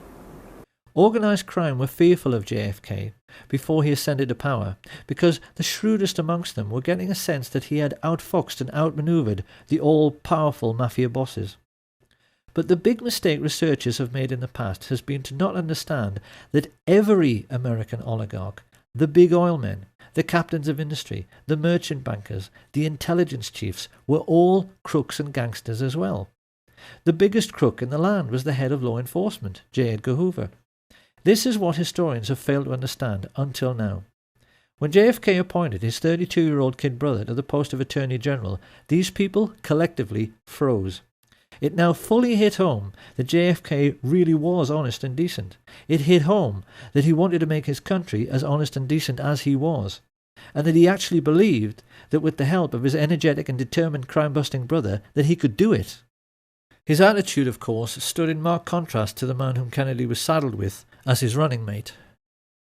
Anyone who has any doubts about the moral rectitude of the average American politician of that time has only to look at the career of Lyndon Baines Johnson to see that, generally speaking, they were worse than the Mafia itself. From his involvement with the Box 13 scandal and through all of his dealings with his crooked Texan business associate Billy Solestes, LBJ proved again and again that he was every bit as unscrupulous as any mob boss and willing to do absolutely anything for power. This was a man who'd had his own sister, Josepha, murdered by his personal hitman, a highly intelligent and psychopathic killer named Malcolm Wallace, who later shot dead the golf professional John Douglas Kinzer. When this case came to court, it revealed to the American public how totally corrupt the justice system had become, because LBJ was able to get Wallace off with a 5-year suspended sentence. Found guilty of murder one, he walked free that very day. This was the sort of corruption which was running rife through the American political system when Fidel Castro overthrew the right-wing government of Fulgencio Batista in 1959. Few people are aware that by this advanced stage in their relationship, the CIA and the Mafia were together employing the Giancana tactic of supporting both sides in a war. For many years beforehand, they had been supporting Castro, and not just the Batista regime, as many think, by smuggling in both arms and mercenaries to aid the peasant farmers. One of these mercenaries, an Italian-American called Frank Fiorini, later came to play a pivotal role both in the assassination and subsequent cover-up under his assumed name Frank Sturgis. Sturgis and Castro were photographed together many times during the Cuban Revolution. But after Castro enlisted the help of the Russian Soviets, Sturgis turned against him. Like many in the CIA Mafia network, he felt double-crossed when Castro closed the island's casinos and nationalized all Cuban business. He therefore joined forces with men like Bernard Barker, Batista's former secret police chief, and other Cuban expats who had fled en masse to Miami, Florida, and who now sat together on the American mainland as a very disgruntled and highly politicized splinter group. Of course, to the American Nazis who had bankrolled Hitler, this was intolerable. It was a commercial disaster. Coca-Cola had made millions in easy profits using dirt-cheap Cuban sugar grown by dirt-poor Cuban peasants. They were now being told by an upstart third-world dictator that they would have to pay for sugar at the normal market rate, and the Mafia were losing millions every single day from the loss of illegal gambling. America's Nazi shadow government therefore decided that someone was going to have to mould this loosely knit group of disgruntled anti-Castro Cubans into a crack invasion force to retake the island. Having put their heads together, Dulles and Harriman and Richard Bissell decided this would be an excellent job for Prescott's eldest son, George Herbert Walker Bush, a chance for him to prove himself, along with one of his Texas oil business associates, Jack Alston Crichton. Together, these two recruited and trained the Cubans for several terrorist groups known as Operation 40, Alpha 66, ZR Rifle, and Operation Mongoose. Renegade bands of merciless assassins who would kill Castro and who could later be counted on to eliminate any other third world leaders who dared to interfere with American commercial interests. It was this diverse and unsavory stream of political intrigue which produced President Kennedy's first great political crisis, the Bay of Pigs, in 1962. By this time, JFK was well aware that the CIA was something much more like a private firm or a family. He wasn't surprised when they invaded Cuba without his permission, because he knew they were totally out of control. His antipathy led him to cancel the promised air support, and inevitably the invasion failed. The anti-Castro Cubans were mostly captured, and Kennedy then tried to add insult to injury by ordering J. Edgar Hoover's FBI to close down the camps where the Cubans were trained. He even allowed Khrushchev, the Soviet leader, to inspect the camps to see they were closed, so this could never happen again. Having only just escaped with his life at the Bay of Pigs, it was pretty clear that Frank Sturgis was more than a little annoyed. He was scared because Khrushchev says, don't do this or we're going to do that. You know, so he didn't do it, and he deserted the Bay of Pigs. I was involved in the Bay of Pigs. You got a lot of people, friends of mine, that were killed in the Bay of Pigs. And I resent that. Don't play political games with me. I'm a military man. I'm a soldier. I go fight. But damn it, if I risk my ass out there and I'm getting shot at, I don't want some stupid-ass politician to go ahead and make deals behind my back where my people, or maybe myself, are going to get killed. I don't like that. This, then, is how the stage was set for the Kennedy assassination. And when one remembers the colossal number of ruthless and hideously brutal men who had created this situation, it's perhaps a little ironic that a peripheral figure in the cast of characters who actually put the plot together was an attractive young woman. 19-year-old Marita Loren's love affair with Fidel Castro and her subsequent recruitment as a CIA assassin by Frank Sturgis to kill him is a very well-known story because it was made into a feature film. In spite of her failure to kill the Cuban leader, Lorenz continued to associate with the assassination squads trained by the CIA, and it was largely her testimony in the Spotlight magazine trial after a skillful cross-examination by Mark Lane, which gave us a window through which we can now see who really participated in the Kennedy assassination and who was really behind it all. First of all, after the Bay of Pigs invasion, Kennedy had fired Allen Dulles, Richard Bissell, and General Charles Cable for essentially using the CIA as their personal hitmen, after he found out that Robert Mayhew had sought Sam Giancana's permission to talk to his underboss, Johnny Roselli, about the possibility of a hit on Fidel Castro. Here you have a government agency, funded by the American taxpayer, associating with the very organised crime racketeers JFK was trying to put in jail, for the purpose of carrying out political murders. The president was incensed. Historians have never been surprised that he vowed to smash the CIA into 1,000 pieces. It hardly takes a genius to see why the CIA wanted to kill him. What is more, Jack Alston Crichton and the lifelong friends of Allen Dulles, the Bush family, had just recently purchased exclusive access to 15 million acres of Cuba, almost half the entire island, in order to drill for oil. When he came to power, Castro reduced this to a mere 20,000 acres, a colossal investment which now failed and which led to Crichton's CVOVT Oil Exploration Company being delisted from the stock exchange at a loss of $30 million. Crichton and George Bush's friends, the Texas oil billionaires, Clint Murchison and Haroldson Lafayette Hunt, also knew that Kennedy wanted to end their most vital tax break, the oil depletion allowance, and their bosom buddy, Vice President Lyndon Johnson, was standing at this time with one foot in jail and the other on a banana skin due to his involvement in the corruption scandal now breaking around his favourite assistant, Bobby Baker. LBJ knew his life was finished if Kennedy lived, and he would become president himself if Kennedy died. So his involvement in the plot is hardly difficult to understand. And even more to this, the heads both of the US military and the military-industrial complex which supplied them, exactly the same Nazis who had supported Hitler in World War II, were fully aware that Kennedy wanted to pull out of Vietnam in a move which would have eventually cost them billions in lost weapons sales. This circle of thugs and pirates was completed by LBJ's next-door neighbour, J. Edgar Hoover, who had himself invested millions in Clint Murchison's oil business, just like his mafia associate, Vito Genovese. Stepping back to look upon this rogues gallery, it really is remarkable how Kennedy had managed to make an enemy out of every single dirty hood, every corrupt politician, and every single Nazi businessman living in the country at that time. It is highly misleading even to see these groups as separate, because the truth is that they were all brutal fascists who saw nothing wrong in killing to get their own way. The question now was, how were they going to get him? Because we must never forget that generals, admirals, mafia dons, intelligence chiefs, corrupt politicians and oil billionaires are only people. None of them wanted to go to the electric chair for conspiracy to murder the president. They knew that they had to put together a plan which could not fail to both kill Kennedy and then cover up afterwards the fact that they did it.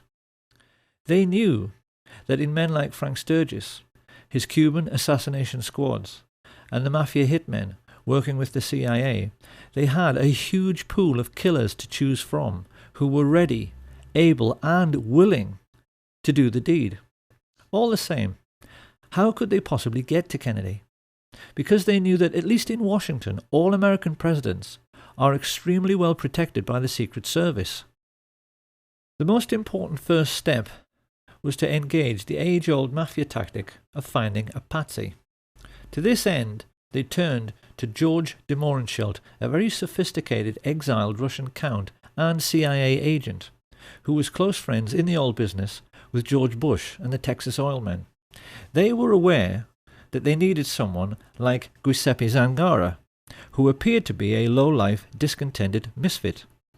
So they chose a low-level CIA operative who had been groomed precisely in order to appear to be a low-life, discontented misfit, Enter Lee Harvey Oswald, who was carefully handled by de Mohrenschildt as he was placed like a chess piece in the Texas School Book Depository.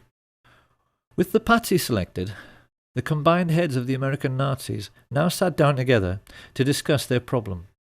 How do you kill a man? Riding in an open car on a public street in front of hordes of people without being seen. And then, how do you cover up forever afterwards the fact that this was a conspiracy and not the work of a lone nut? The plotters were keenly aware that it was the second question which posed the biggest problem. The professional military men like Colonel Ed Lansdale and Admiral George Berkeley, Kennedy's personal physician, were well aware that there are any number of ways to hide or disguise a sniper: behind trees, inside other vehicles, behind windows in office buildings. But this was a plot which had to have an absolute guarantee of success. If a squad of riflemen were all to fire at their target at the same time, this would certainly guarantee the man's death. But the subsequent police investigation would instantly realize more than one shooter was involved. A team of gunmen all firing together might actually blow Kennedy's head clean off. A single sniper couldn't do that. So what were they to do? It was during these deliberations that a macabre thought first registered. They would have to control the body after the shooting in order to make sure that all physical evidence available to police forensic scientists conformed to the scenario of a single assassin. And just how in the hell were they going to do that? By way of preparing the ground, Sam Giancana now ordered Richard Nixon's political associate Jack Ruby to keep Oswald snug under his wing, and then to set about hiring the best local riflemen, preferred candidates being men like his close friend Charles Boyd Harrelson, the father of Hollywood actor Woody Harrelson, who had proven his hitman credentials by shooting dead dozens of men for money. He then turned to his mafia associates Carlos Marcello and Santos Trafficante to supply the best gunmen from their cities, while he himself instructed the well-known underboss Tony Accardo to give the Chicago end of the contract to Giancana's favourite and most trusted hoodlums, Charles Nicoletti and Milwaukee Phil Aldericio. This pair had to be flown in 1,500 miles to the ranch of mafia hood Peter LeCarvelet, and then driven the remaining 600 miles to Dallas. It had been agreed with Giancana's and Genovese's oil business partners H.L. Hunt and Clint Murchison that every gunman would be paid $50,000 for the hit, and that the oil men would stump up the cash, so there was no way of tracing it back to either the mob or the CIA. For their part, Jack Crichton and George Bush were trying to lay the groundwork at the street level with the mayor Earl Cable, the brother of CIA chief Charles Cable, whom Kennedy had fired. Both the Cable brothers were crucially important in the development of the fine details of the plot, because they agreed to allow Crichton and his associates, George Lumpkin, the Dallas police chief, Lieutenant Colonel George Whitmire and Harry Weatherford, to make use of their 488th Military Intelligence Detachment, a privately funded part-time intelligence force which had amongst its ranks many members of the John Birch Society, the Ku Klux Klan, and around half of all the serving police officers in Dallas. The plotters realized this was a masterstroke, because it meant they could control the streets and the crime scene, but they also realized that when the shooting occurred, the response of at least half the police on duty would appear to be completely genuine. And yet for all this intricate planning, involving, as Sam Giancana later admitted, dozens of men, the American Nazis were aware they still had a problem.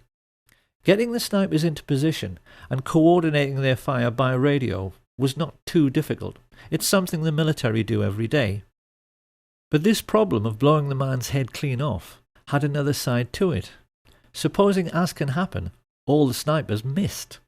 How could they possibly legislate for this contingency? You see, being a professional sniper is a lot like being a professional golfer. Everyone knows that, generally speaking, a golf pro on a par 3 will hit the green.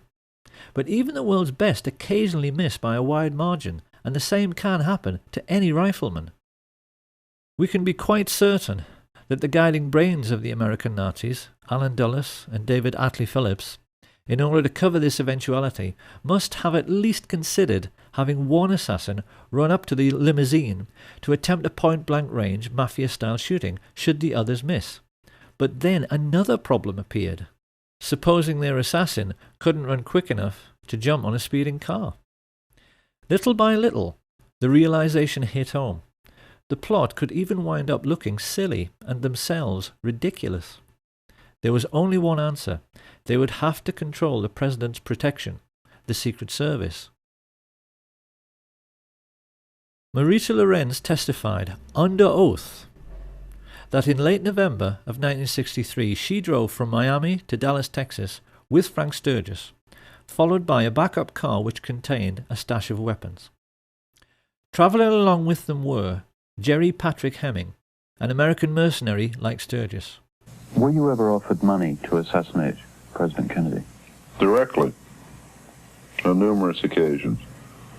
Two Cuban brothers, Ignacio and Guillermo Novo Sampol, a Cuban pilot called Pedro Diaz-Lance, and his friend, Orlando Bosch. At first, Marita assumed this was to be just another arms smuggling engagement, just like many others she'd been on with Sturgis before. However, when they reached their Dallas motel, they were visited by someone Marita had met many times before, CIA agent E. Howard Hunt, who stayed almost an hour and paid Sturgis with cash stuffed in a very large envelope. This was the evening of November 21st, 1963, and Marita began to get worried. She knew that President Kennedy was visiting Dallas the next day. Becoming concerned, she pressed Sturgis as to the real purpose of the visit, and when he told her that for this one time it had to be confidential, she decided she wanted out. Marita had no way of knowing that a great number of other people had made similar journeys that day. CIA pilot Tosh Plumley flew several assassins into Dallas Love Field without even being told who they were. From all over the country, radio operators, riflemen, drivers, false ID suppliers like Chauncey Holt and Bernard Barker, and getaway pilots like David Ferry converged on the city. Whilst at the home of oilman Clint Murchison, a group of his Nazi friends were congregating to celebrate Kennedy's imminent demise. Due to the testimony of LBJ's mistress, Madeline Duncan Brown, the mother of his illegitimate son, we now know that amongst these guests were J. Edgar Hoover and his homosexual lover Clyde Tolson, who stood to lose the millions they'd invested in their host's oil business if Kennedy lived. Hoover also knew Kennedy wanted to replace him as head of the FBI. The two Brown brothers of Brown Brothers Harriman, who along with Cliff Carter, John Connolly, and Senator Joseph Yarborough stood to lose millions from lost defense contracts because they knew JFK wanted to end the Vietnam War. Also present were Joseph Sevilla, head of the Mafia in Dallas, and the mayor of Dallas, Earl Cable, the CIA men who knew the president was serious about smashing the Central Intelligence Agency because he'd already fired Cable's brother, Charles. Having a drink with them was Chase Manhattan Bank chief John McCloy, a confirmed Nazi who had shared a box with Hitler at the 1936 Berlin Olympic Games, and Mafia chieftain Carlos Marcello, who felt nicely at home rubbing shoulders with Sam Giancana's representatives Jack Ruby, Richard Nixon, and Harrelson Lafayette Hunt. The media were represented by Eamon G. Carter, and the only one who might have felt a little out of place as he awaited his boss was the world-class marksman and serial killer Malcolm Wallace. Late in the evening, Lyndon Baines Johnson finally turned up and briefly went into the party. When he came out to greet Madeline Brown, she said he was euphoric. Let's go back to the night before. When Johnson came out of the meeting, what did he say to you? He was so angry. He had a violent temper when he was upset. Well, let's use the exact words that he said to you. What did he say to you? He grabbed me by the arm, and he had this deep voice, and he said, "After tomorrow, those SOBs will never embarrass me again. That's no threat. That's a promise." Johnson had clearly been told by the people in that room that everything was ready. The next morning, the president landed at Love Field and was led to his car by Governor John Connolly. As he is driven away, it is immediately apparent that something is wrong, as Secret Service agent Henry J. Rickber tries to take up his proper position on the president's limousine, holding on to these handles provided for the purpose, and is ordered to stand down by Emory Roberts. Let's just look at Rickber's reaction again. He is quite clearly disgusted. Why aren't they letting him do his job? And as the car glides into Dallas, we can now see how the removal of his Secret Service protection has opened the president up to a field of fire from almost any direction. It's plain from these pictures that as the motorcade moved on into Dallas, the Secret Service, meant to protect the president, remained crowded together on the vehicle behind. While travelling in the pilot car some 400 yards ahead, 3 men are smiling as they see everything is going to plan. Crichton, Lumpkin, and Whitmire have used their influence to remove the military protection which should have been amongst the crowd. And whilst the people lining the parade route are 10 deep in places, Lumpkin has seen to it that the police have let almost no one into the would-be crime scene. Pausing at the corner of Houston and Elm, Lumpkin is seen exchanging reassurances with one of his men. Yes, he tells him, the hit is on. Glancing discreetly upwards, he sees Weatherford and the best Cuban sniper, Eladio del Valle, preparing to fire. The signal is passed to the other snipers to get into position. Having been let into the Daltex building by oil baron Harrelson Hunt, Eugene Hale Brading unlocks the second-floor broom closet. A client of New Orleans lawyer G. Ray Gill, who also represents mafia boss Carlos Marcello, Brading has a getaway pilot waiting, whom Gill employs as a private detective, David Ferry. He opens the window, and as Charles Nicoletti loads his rifle, Richard Kane listens to his radio. Car coming. Get ready. Closing the door, Milwaukee Phil Aldericio guards the corridor with 2 Cubans, Rolando Mesferrer and Rolando Otero. This basic pattern was established all over the plaza. A sniper next to a radio man, alongside a second marksman who could take over should the first want to back out at the last moment. Each team was then guarded by more assassins, mainly Cubans, who made sure no one interfered with each group. It all sounds quite professional, and the truth is, it was. Sam Giancana's spy in the Chicago police force, Richard Kane, was an electronics and wiretapping expert who spoke 5 languages. Up on the grassy knoll, with his childhood friend Charles Harrison, stood the diminutive Charles Frederick Rogers, a nuclear physicist who worked in seismology for Shell Oil. He was also friends with David Ferry and the Civil Air Patrol. Up in the Texas School Book Depository, LBJ's psychotic hitman Malcolm Wallace held a PhD and taught at the University of Texas.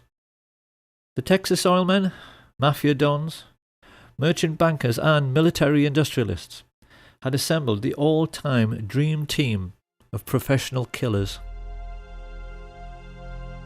They were there to make absolutely certain their king died, and the two men who in later years would steal his crown, Richard Milhous Nixon and George Herbert Walker Bush, smiled from the sidewalk as they exchanged winks with Jack Crichton. There was no way Kennedy could escape now, and they knew it.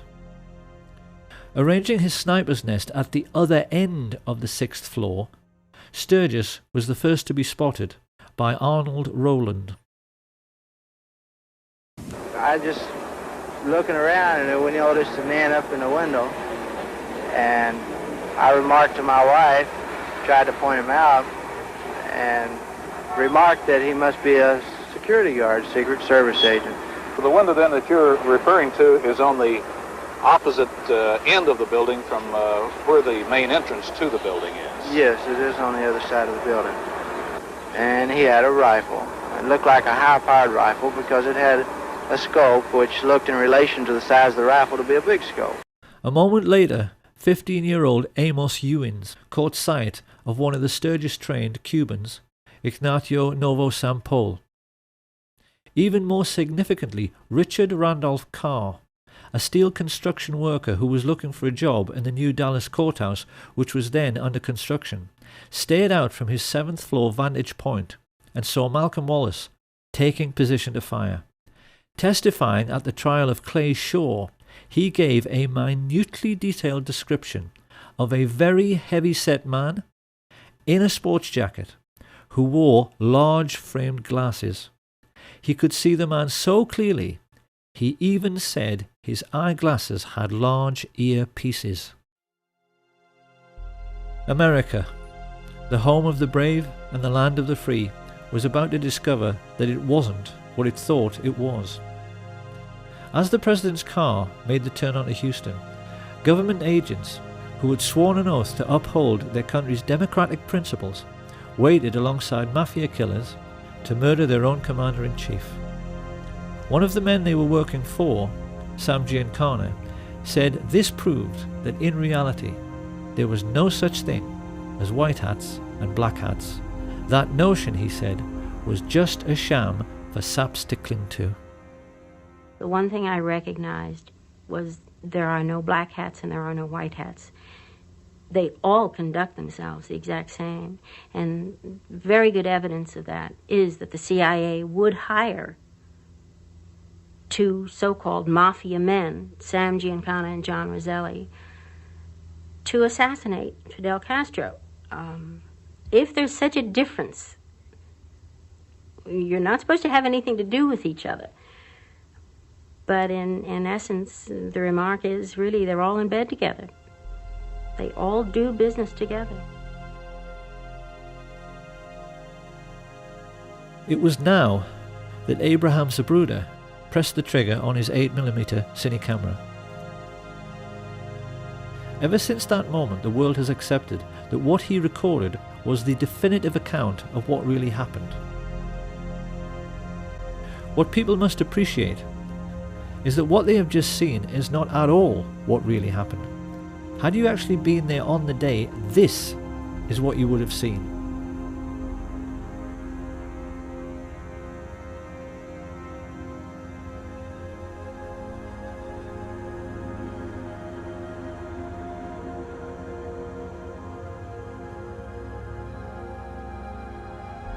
And doesn't that look a great deal more suspicious? So just exactly what did happen during the 10 seconds Zapruder was filming. To begin with, Dulles, Lansdale and Atlee Phillips had tried to get over the problem of volley fire, blowing the president's head clean off by firing in 4 stages. Stage 1 was meant to be a single shot by Charles Nicoletti into the back of Kennedy's head from the Daltex building some 40 yards behind. Had he succeeded, the plotters would have had the single assassin with one bullet story they wanted. But in his excitement, the mafia assassin squeezed the trigger too soon. His bullet ricocheted off the hard chrome sill of the limo's back seat and struck the curb beneath the overpass, sending up a sharp piece of concrete which scratched James Tague's face. Watch again. We clearly see how this little girl stops running and her gaze looks directly at where the shot originated and not up at the 6th floor of the depository. It was now that Umbrella Man took over. Standing right at the curbside, it was his job, should the first shot miss, to give a clear visual signal. Target is not injured. The intelligence chiefs knew that if this situation occurred, Kennedy would now be moving rapidly away from the first sniper. They knew the only way to make sure of getting him was to fusillade the car. So a moment later, 2 rifles tried to fire from directly in front at exactly the same time, to deceive witnesses into thinking there was only one shot. You said you'd killed President Kennedy. At the same time I said I had killed the judge, I said I had killed Kennedy. Well, do you believe Lee Harvey Oswald killed President Kennedy? We'll get back to that. Alone, without any aid from a rogue agency of the U.S. government, or at least a portion of that agency. I believe you're very naive if you do. Harrelson's bullet hit JFK in the throat, and another gunman, hiding in a culvert 50 yards away, up in the embankment of the overpass, made the hole in the windscreen, which was later seen by Dr. Evalier Glanges. The presidential limousine was there. Had been staying there for some time, just watching the back of the emergency room. Talked to my friend next to me and said, "Look, there's a bullet hole in the windshield," and pointed it out to them. But it was very clear. It was a through and through bullet hole through the windshield of the car, from the front to the back. As Kennedy emerges from behind the road sign, his distress is clear, while Governor Connolly remains composed. This single frame of the Zapruder film makes nonsense of the single bullet theory, because it's quite clear both men have not been struck at the same time. Kennedy has now passed through 2 layers of fire and has not been hit in the head. To cover this eventuality, the assassins were given a simple instruction: fusillade the car with everything. So that in the next few moments, the 5 remaining riflemen fired, causing the Secret Service agent riding in the front passenger seat, Roy Kellerman, to report a feeling like a jet sonic boom as the hail of bullets whistled into the car.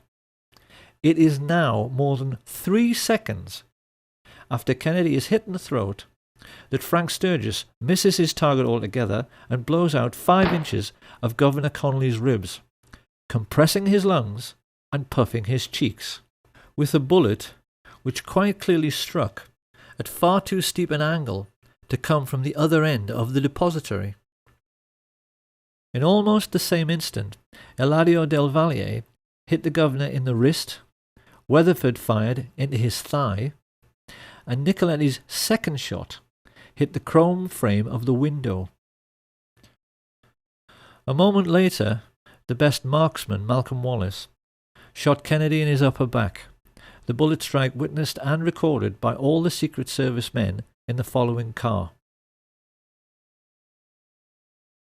Jackie Kennedy starts looking concerned, and yet even now there are no obvious signs that her husband, held upright by his back brace, has been shot twice. The assassins have so far failed to hit him in the head, and it is now that they play the ace up their sleeve. Here we can finally answer the riddle of where on an empty street you can hide a man with a rifle, and how he can manage to shoot a man speeding past him in a limousine. The answer is that he can't, and that is why the driver, William Greer, looked around twice to see whether Kennedy had been hit in the head, and when he saw he hadn't, as dozens of witnesses, including police officers, confirmed, he stopped the car completely. His orders was to slow down where the rest of the guys. This is Greer, the driver of the presidential limousine. Yeah, presidential limousine. Slow down almost to stop. It is now that most people have been led to believe that Kennedy was shot in the head by Charles Boyd Harrelson, the sniper standing on the grassy knoll. This is not true.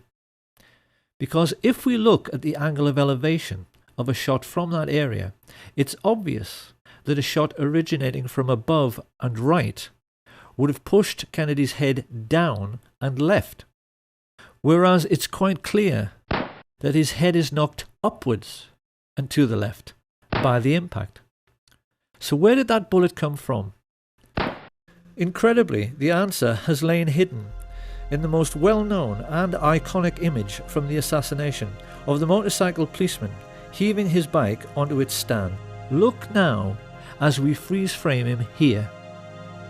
This is the moment when the whole world was looking up the hill toward the man who had fired from the grassy knoll, but that is not where the police officer is looking. He is looking down into the storm drain, because that is where that shot at a stationary car came from.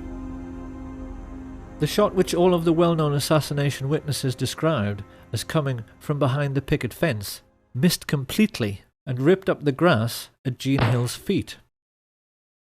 She did not even notice, but we know this is true because the FBI told her so.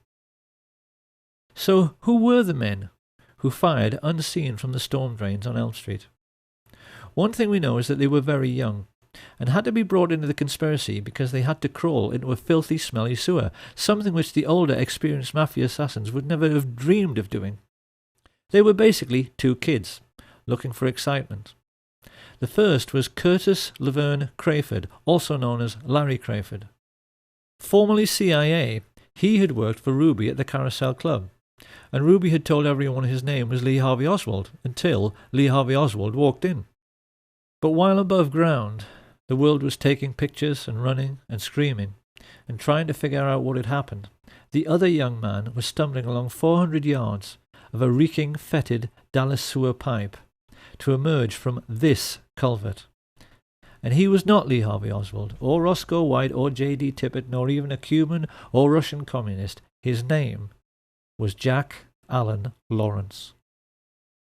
And we know that after stumbling up this bank, he turned up 15 minutes later at the Lincoln Mercury car showroom, where he'd obtained a job with false references, pale, sweating, and, on a hot sunny day in Dallas, covered in mud. Telling his co-workers Albert Bogard and Robert Tater he had been ill that morning, he stumbled into the men's room and threw up while they, feeling his behaviour was suspicious, called the police, who made a record of the entire incident. Back at the plaza, the guilt of the radio men coordinating the gunfire can be seen from their behaviour. These two, Orlando Bosch and the Umbrella Man, have a seat, while everyone else runs around them. Bosch makes a report that the hit was successful, then casually walks away, just like the chief radio coordinator, Jim Hicks, with the radios clearly visible in their back pockets. A few yards away, the CIA's clean-up squad have begun working to remove all evidence useful to a forensic team. Deputy Sheriff Buddy Walters is here seen finding the bullet which struck in the grass near the manhole cover. He hands it on to one of the fake FBI men, who pockets it. While this is going on, Rogers, Harrelson, and E. Howard Hunt are discovered hiding in the boxcars of the train which they hoped would be their getaway vehicle, until it's prevented from moving by railway dispatcher and key witness Lee Bowers. They are photographed repeatedly as they are marched to the Dallas courthouse, and we can clearly see in this picture the radio receiver Hunt is wearing in his right ear, which is identical to the receivers worn by those Dallas police officers who were part of the plot. As they walk, they are overseen by Colonel Ed Lansdale, who secures their release and begins to give the press the cover story that this man is the major suspect and then acting alone, he shot the president from behind. The truth, as we now know, is that 8 separate snipers, firing 16 shots in 4 separate stages, had tried to make certain of killing the president by hitting him in the head and had failed abysmally. The shooting on the day had been nothing to write home about. A third of all the shots had missed the car completely. Had it not been for the ruse of bribing the driver to brake at a point painted on the curbside, which is still visible, so that Jack Lawrence could shoot Kennedy in the head from just 15 feet away, the president might have survived. So now we must address the question, why does the Zapruder film not show this very obvious setup of the limousine stopping for the headshot? The answer, of course, is that it has been tampered with. In the 1960s, Hollywood special effects teams had developed techniques for masking off segments of film frames to disguise the true movement of figures within the picture. In the Zapruder film, frames have been removed in order to fake a continuous flowing motion, so that we don't see the very obvious setup which dozens of witnesses reported. If you look now at the top of the frame, the doctoring of the film becomes perfectly obvious in the way in which the figures are blurred and yet the shadows are sharp, which is impossible. This CIA tampering with the evidence becomes even clearer when the Zapruder film is run next to the Orville Nix film taken from the other side. It's easy to see from the way the motorcycles suddenly close on the limousine that it stops completely.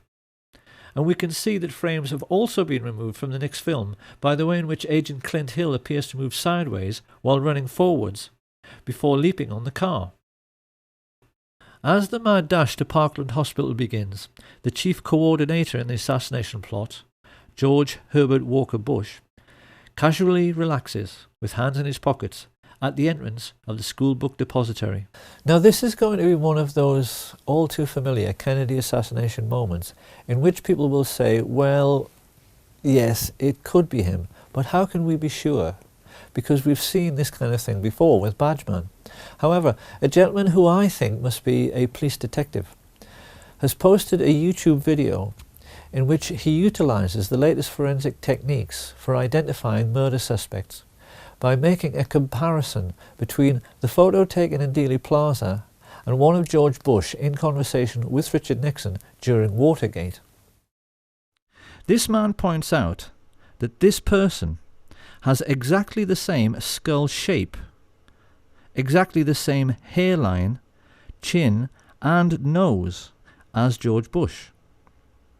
He is also wearing the same type of suit, white shirt and exactly the same type of tie. He is exactly the same height, the same weight, is wearing clothing which matches down to his shoes, but most importantly, he has a characteristic mannerism of cocking his right wrist when he puts his hands in his pockets. We know from this declassified FBI memo that George Bush was in Dallas, staying at the Sheraton on November 22nd. So can there be any doubt about this person's identity? Surrounded by the corrupt policemen he was coordinating, Bush knew already that if an honest officer should happen to catch one of the assassins, it would, because of what Mark Lane rightly calls plausible deniability, make no difference. Because what would they find? Mafia hoods with prison records as long as their arms? Or contract killers like Charles Harrelson? They certainly wouldn't have found anyone who carried CIA credentials or anyone whose involvement with the government could be traced. But even while he smiled and chatted to his fellow killers, Bush was unaware that the plotters had just made their first big mistake. They knew that they had to forensically control the body from the moment the shots were fired, and the moment Kennedy entered Trauma Room 1, that control had to be relinquished. Although they had CIA agents placed in the emergency unit, these people were not aware of the throat wound, which could hardly be seen because it was so tiny. It was at this moment that all the Dallas doctors and nurses like Aubrey Bell made a mental note of this very obvious sign of a frontal entry shot. One of the Dallas medical team, Dr. Charles Crenshaw, a junior doctor at that time, vividly recalls what the first professionals in the Kennedy killing had to deal with. The second wound was here in the throat, right above the necktie. It was a small opening, very small, 3 to 5 millimeters, about the size of your little finger. I looked at the wound again. I wanted to know and remember this the rest of my life. And the rest of my life, I will always know he was shot from the front. And also described the portion missing from the rear of Kennedy's head after the impact of the frangible bullet, which hit him in the right temple. The bullet struck about where and passed about where? From here through. And taking out the back or the occipital part, the back of your head. This was gone. At approximately 1 o'clock Central Standard Time today here in Dallas. He died of a gunshot wound. This information soon made its way to the media. And this is why at the very first press conference, Press Secretary Malcolm Kilduff correctly described the cause of death and direction of the shot. In order to find a means with which to contradict this evidence, the cover-up now began in earnest, with the summoning from the Restland Funeral Home of a CIA agent who was known for being the best in the business at reconstructive surgery on cadavers, John Melvin Liggett. This man was actually attending a funeral when he was told of the president's assassination and asked to go to Parkland by the coroner. What he didn't know as he drove away was that one of his clients in this macabre and gruesome story was at that moment still alive. When he was arrested years later by New York police detective Jim Rothstein, Frank Sturgis, on discovering that Rothstein was a Bay of Pigs veteran like himself, got into an old army buddy's conversation with him and said first of all that after the assassination he returned to the Miami safe house where he ridiculed Marita Lorenz for missing history. It was all perfectly safe, he told her. No cops, no newspaper investigation, everything was covered. I asked Sturgis, Jesus Christ, Frank, did you shoot the president? Did you have something to do with that? He said, who gives a shit? Yeah, who's going to prove it? He said, we kill a lot of people. What the hell's the difference? Sturgis then went on to say that Dallas police officer J.D. Tibbett was actually gunned down by the radio talk show host G. Gordon Liddy, who was at that time a CIA agent working with E. Howard Hunt. And here we must address a question which puzzled assassination researchers for years. Why did a Dallas policeman have to die within a few minutes of President Kennedy? What possible function could he have played in the overall plot as a corpse? One would think the authorities could have caught the fleeing patsy without any need to incriminate him any further. So why did the life of J.D. Tibbett also have to end on the 22nd of November 1963? Where did he fit in? In only the last few years, a wonderful investigator called Robert D. Morningstar discovered one tiny little fact about Jefferson Davis Tibbett, which became the most important single piece in the completion of this puzzle. Because Officer Tibbett had a nickname. When he was at work, his fellow officers always used to call him JFK, because at 39 years of age he looked exactly like him. In the only well-known picture of Tibbett, his Elvis haircut makes him appear very youthful, but having turned grey and having nearly turned 40, most people felt his resemblance to Kennedy was uncanny. What Tibbett never knew, as he drove past assassination witnesses Jack Tatum, Domingo Benavides and Aquila Clemens, was that he had been selected to play the role of the president in death.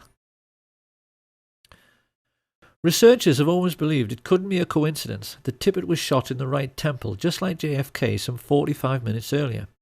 They wondered why bullets had been removed from his body in the ambulance, and why, when he was pronounced dead on arrival at the Methodist Hospital, it was felt necessary to move his body to Parkland.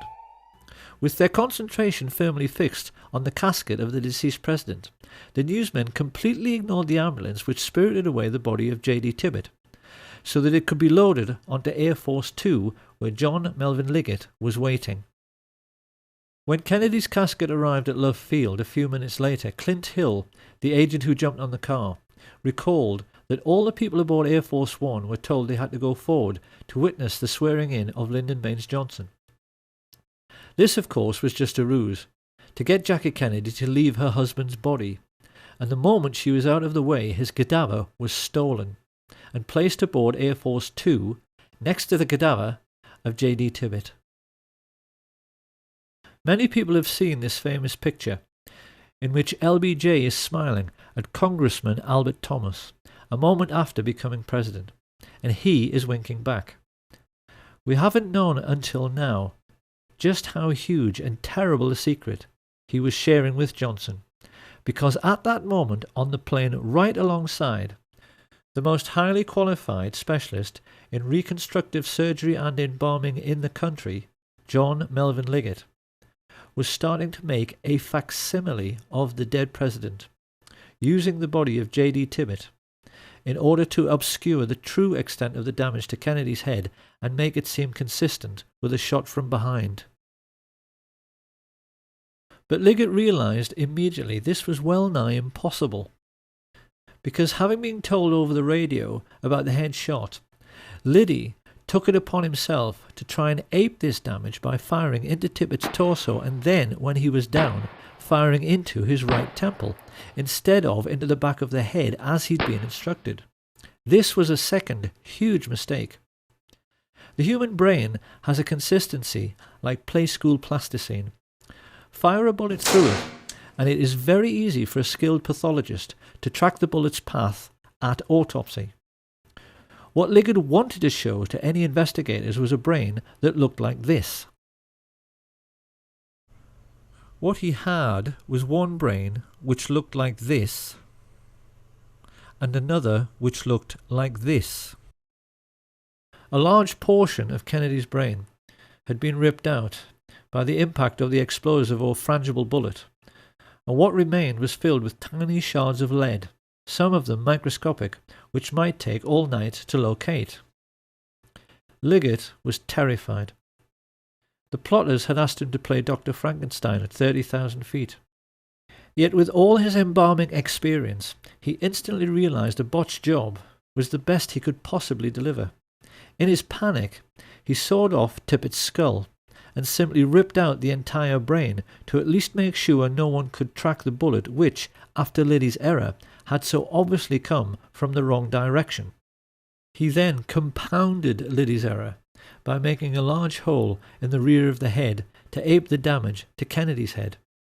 With this done, he rebuilt the skull, hurriedly sewed the scalp back together, and then set about the gruesome task of trying to make the cadaver of J.D. Tibbet more closely resemble the cadaver of John F. Kennedy. By shaving eyebrows, bringing forward Tippet's slightly more receding hairline, filling in missing segments of both heads with plaster of Paris, and rebuilding portions of the flesh with wax.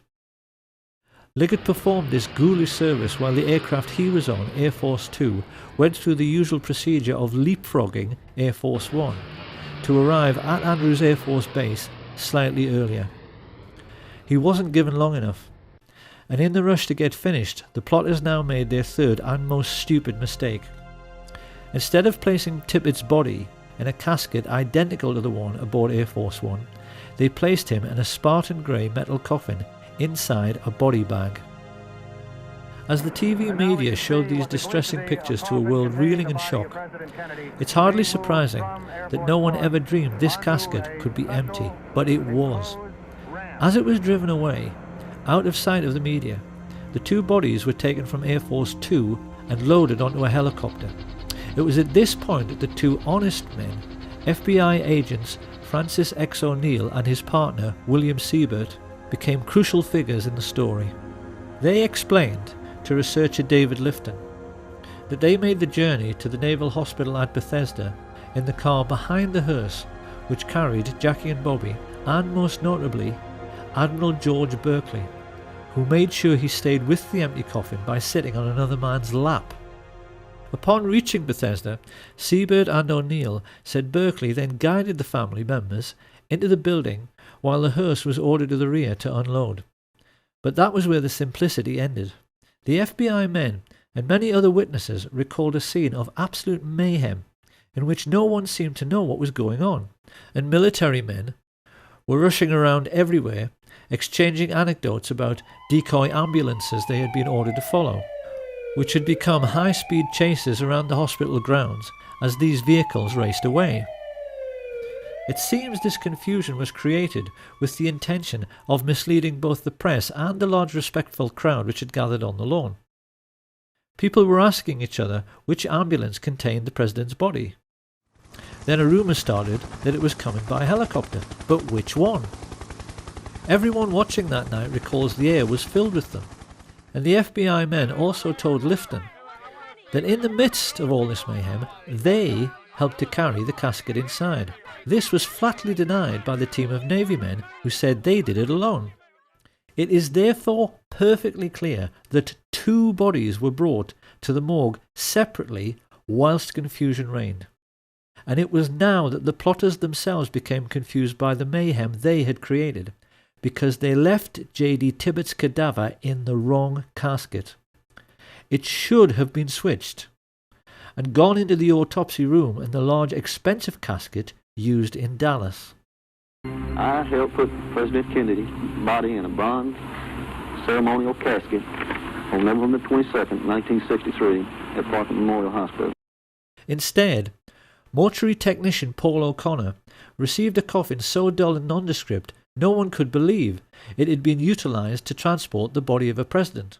It was a very plain casket, and when I say plain, I mean it was pinkish gray. It had pink and gray on the sides. There was nothing fancy about it as far as being bronze. It wasn't bronze. The autopsy then became a farce the moment it began.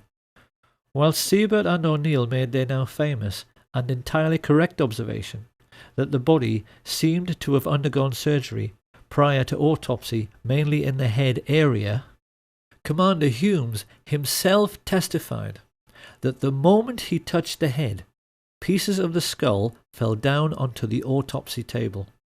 That is not possible unless surgery was done before post-mortem. And that surgery could only have been performed aboard the aircraft because there was no other time to do it. Humes then found that he had to try to work with Admirals Berkeley, Galloway and Kenny actually touching his elbows, and became increasingly confused and embarrassed himself at his utter failure to find any trace of the bullets which killed the president. Of course, this was hardly surprising, considering the president lay dead in an adjoining room, and that Liggett had removed all the bullets from J.D. Tibbett. As the autopsy proceeded, O'Connor revealed that Berkeley interfered constantly in the procedure, steering Humes away from the torso, where he would have found the holes made by Liddy. And while everyone in the room remained aghast and disturbed by the huge hole in the back of the head and absence of any brain matter, 2 porters O'Connor had never seen before came in pushing a trolley, which had a sheet on it which hid a small lump. They had told people in the corridor it was a dead newborn baby, but it turned out to be a complete brain, which could only have come from a 3rd cadaver. This was weighed and pickled in formaldehyde before anyone even had a chance to inquire when it had been removed. The most farcical moment of all came when Humes faced Arlen Specter in front of the Warren Commission and found the leading counsel pressing him to say that the wound he found in the back of the head was an entry wound. His incredible answer was that the bullet could only have entered and exited from the rear. Humes actually told the world that the bullet had done a U-turn inside the president's skull. Now that we know the truth, it may seem remarkable that David Lifton got so close, and yet never quite realized that what he had been investigating for 15 years was a body switch. But can we really be surprised? Like so many other decent men, Lifton was simply unable to imagine that anyone could ever think up such a grotesque and degenerate conspiracy. He simply never realized that what he was dealing with was nothing less than the devil himself. And for those who find all this impossible to accept, one of the devils who murdered JFK, Frank Sturgis, was perfectly candid about how routine body switches had become in the CIA by 1963. There was a switch. A body switch. A body switch, yes. The truth about the autopsy is that the devils who killed Kennedy messed up very badly. They had wanted to show the world actual photographs of a single bullet wound from behind. As it was, they had to resort to a lot of badly faked photographs, which critics like Robert Groden easily discredited, and silly drawings, which everyone realised did not line up anywhere near the schoolbook depository. With the autopsy over, Mrs. Kennedy and the President's brother were shown the body prepared for burial. Not surprisingly, they were wholly unconvinced by Liggett's attempts to make a Dallas police officer look like the President of the United States. Witnesses there at the time said Bobby scoffed and said, "It doesn't look anything like him," while Mrs. Kennedy became adamant. "It isn't Jack," she declared. That looks like something you'd find in Madame Tussauds wax museum. Many people have studied this alleged picture of the President's remains and wondered how it could possibly be John F. Kennedy when the Zapruder film clearly shows this right temple area being blown apart by the impact of the frangible bullet. The simple answer is that this is not JFK. It's the corpse of Officer J.D. Tibbet, surgically altered to look like the President. On arriving home, Liggett was informed the plot was in serious trouble. His wife Lois told how he staggered in the door, unkempt, dishevelled, and quite obviously exhausted, which was very out of character for a man who took pride in always being neat, tidy, and organised. It was about 24 hours before I heard from him. He came home and he walked in the door, and when I saw him, he physically looked like he had really been through a very traumatic experience. His clothes were disarrayed, and that was so out of character for him. And he said, "We're going to get out of town for a while until all of this blows over." And that was a quote, because I thought, well, what blows over? Minutes later, they were speeding down the highway towards Corpus Christi, utterly bewildered as to what on earth was going on. Chain-smoking at the wheel, Liggett was looking increasingly nervous. It wasn't just that his botched reconstruction had failed to convince and would lead to courtroom testimony of bullets doing U-turns inside the President's head.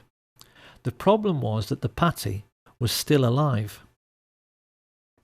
Deputy Sheriff Roger Craig told investigators it was plain to him that Lee Harvey Oswald was not meant to survive his arrest procedure.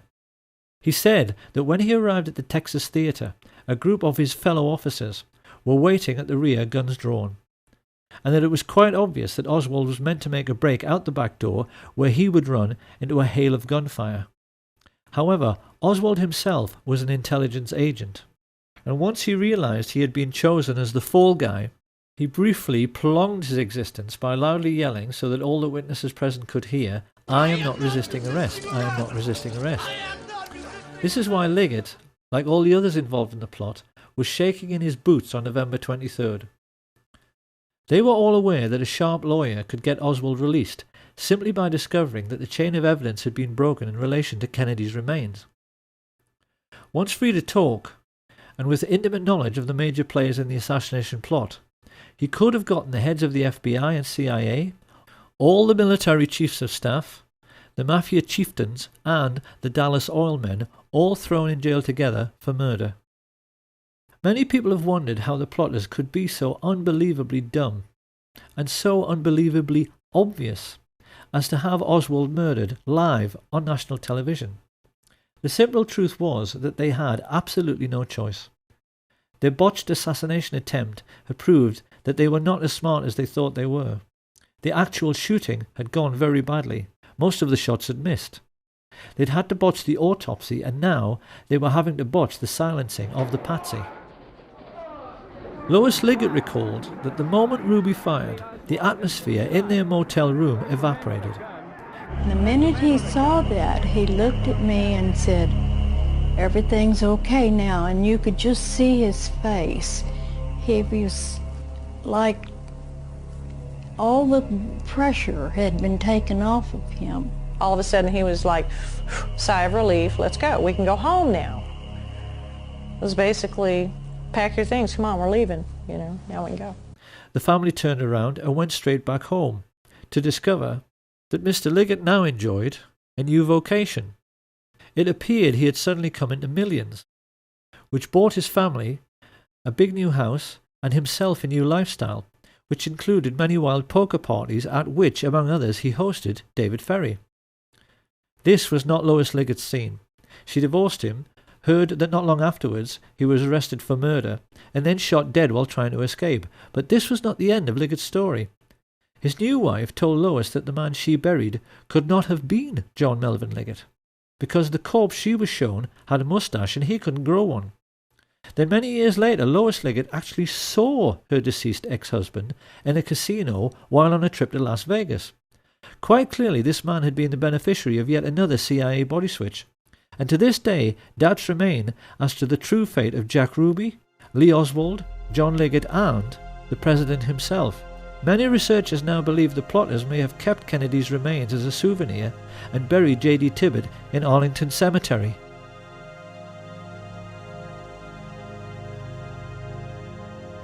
All added together, the pilots, spotters, radio men, mafia assassins, embalmers, physicians, and corrupt agents from the FBI, CIA, and Dallas Police had cost the American Nazis $25 million, approximately $2 billion in today's money. But they could afford it. In the years that followed, they cynically kept the war in Vietnam going by putting in just enough troops so that the line never moved forward or back. And while the American fat cats grew fatter on military-industrial contracts, their mafia friends used the CIA's complete immunity to smuggle trillions of dollars worth of cocaine and heroin around the world. Sir, the Republicans are trying to blame you for the existence of a small air base at Mena, Arkansas. This base was set up by George Bush and Oliver North and the CIA to help the Iran-Contras, and they brought in plane load after plane load of cocaine there for sale in the United States, and then they took the money and bought weapons and took them back to the Contras, all of which was illegal, as you know, under the Bolin Act. But tell me, did they tell you that this had to be in existence because of national security? Well, let me answer the question. No, they didn't tell me anything about it. Of course, when criminals are making easy money, they tend to become lazy and careless, and this is what led to Watergate. Someone's here.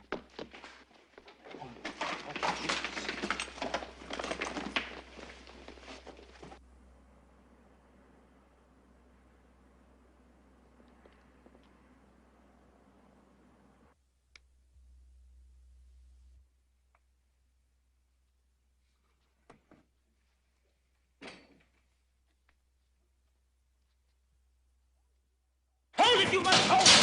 Police! Put your hands up!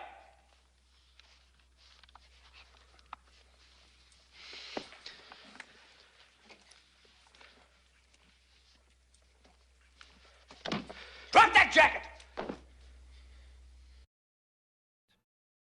When the two plainclothes police officers switched the lights on in the Watergate building, who should they find hiding there? Frank Sturgis and Bernard Barker, who were working for E. Howard Hunt, exactly the same people who had murdered President Kennedy 9 years earlier. Sturgis even told the San Francisco Chronicle that the true reason for their burglary of the Watergate offices was to retrieve compromising pictures of CIA men in Dealey Plaza, which the Democrats were going to have published. Of course, somebody had to take a fall for conducting such a woefully sloppy operation, and when Howard Hunt found himself in prison for 33 months, he rather turned against his old friends for making him into the patsy on this occasion.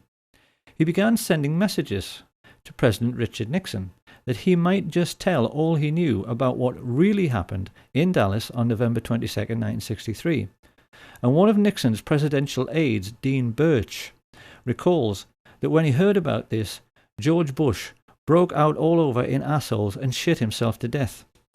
It was this situation which led directly to what journalists now refer to as the Watergate murder, the crash of Flight 553. On December the 8th, 1972, Dorothy Wetzel Hunt, the wife of E. Howard Hunt, boarded a flight from Washington to Chicago. A CIA agent like her husband, she carried $250,000 in her bag, which was to buy the silence of his Watergate co-conspirators. Travelling along with Dorothy was CBS news correspondent Michelle Clark, whose CIA boyfriend had been able to give her a unique journalistic insight into what Watergate was really all about. These two women boarded the aircraft with a dozen other individuals who at that time had information which E. Howard Hunt claimed was going to blow the White House out of the water. As the plane made its final approach through fog and very low cloud, the people living near the aircraft runway sensed something rather strange was going on. The normally quiet suburban street suddenly filled up with cars, and a moment later, having been told to power down too early, Flight 553 emerged from the mist and clipped the branches of some trees before crashing on top of several bungalows on West 70th Street. The watching neighbours were then staggered to see FBI agents immediately leap out of their cars and start rooting around in the debris, a full 10 minutes before the fire brigade even arrived on the scene. 44 people, including Dorothy Hunt and Michelle Clark, were killed in the crash. E. Howard Hunt served his time and came out of prison a widower and $1 million richer. The Nazi shadow government of the United States had faced a blackmail threat and the possibility that their complicity in the murder of President Kennedy might become public knowledge. Their response was to bring down a civilian airliner onto a residential district. They covered it up by having FBI agents on the ground seek out and remove all incriminating documents from the dead bodies found in the wreckage.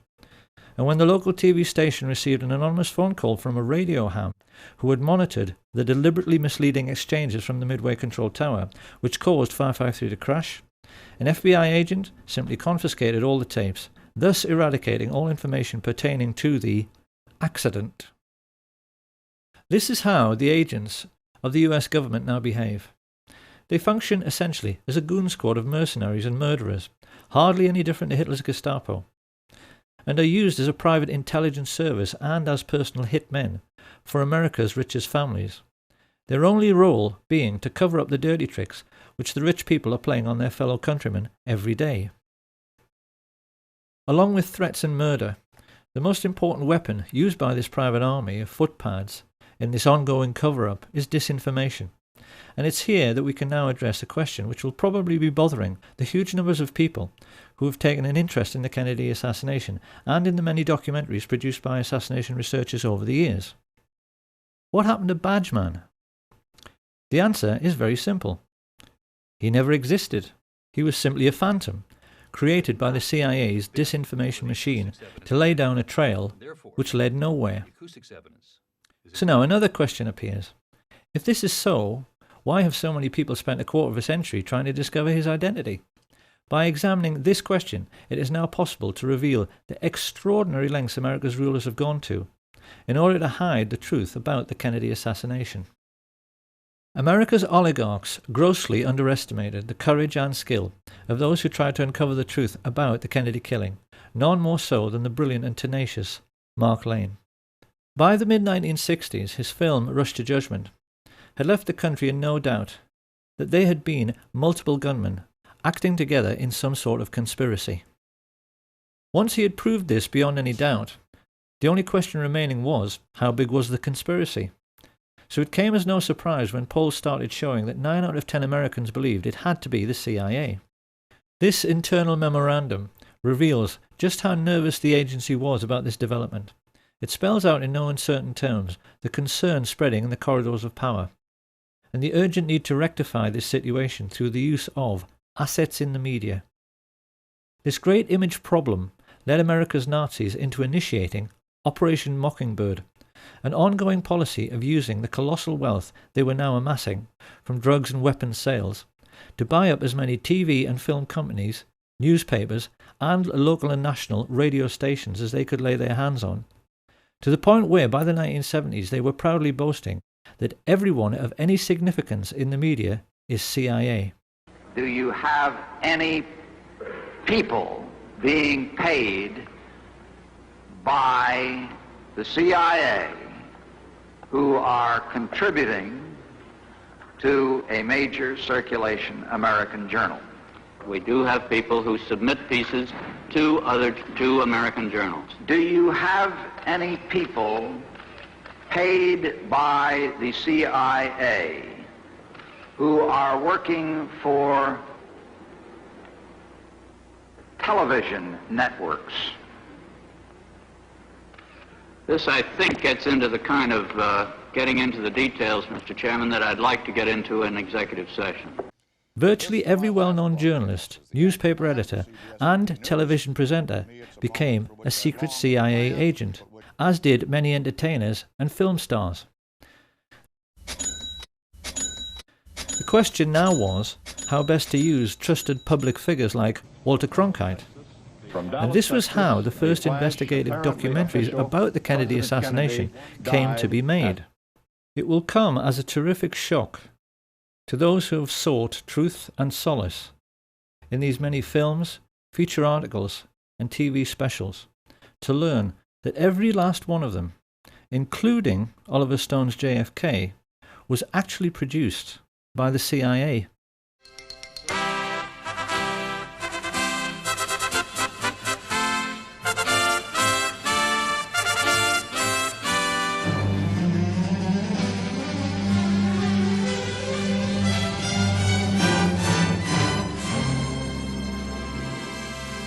A classic early example of this kind of disinformation was the Nova film, which featured two scientists, Brian Holstrom and Steve Isabel, who found Badgeman in a tiny fragment of the famous Mary Moorman Polaroid through photographic enhancement.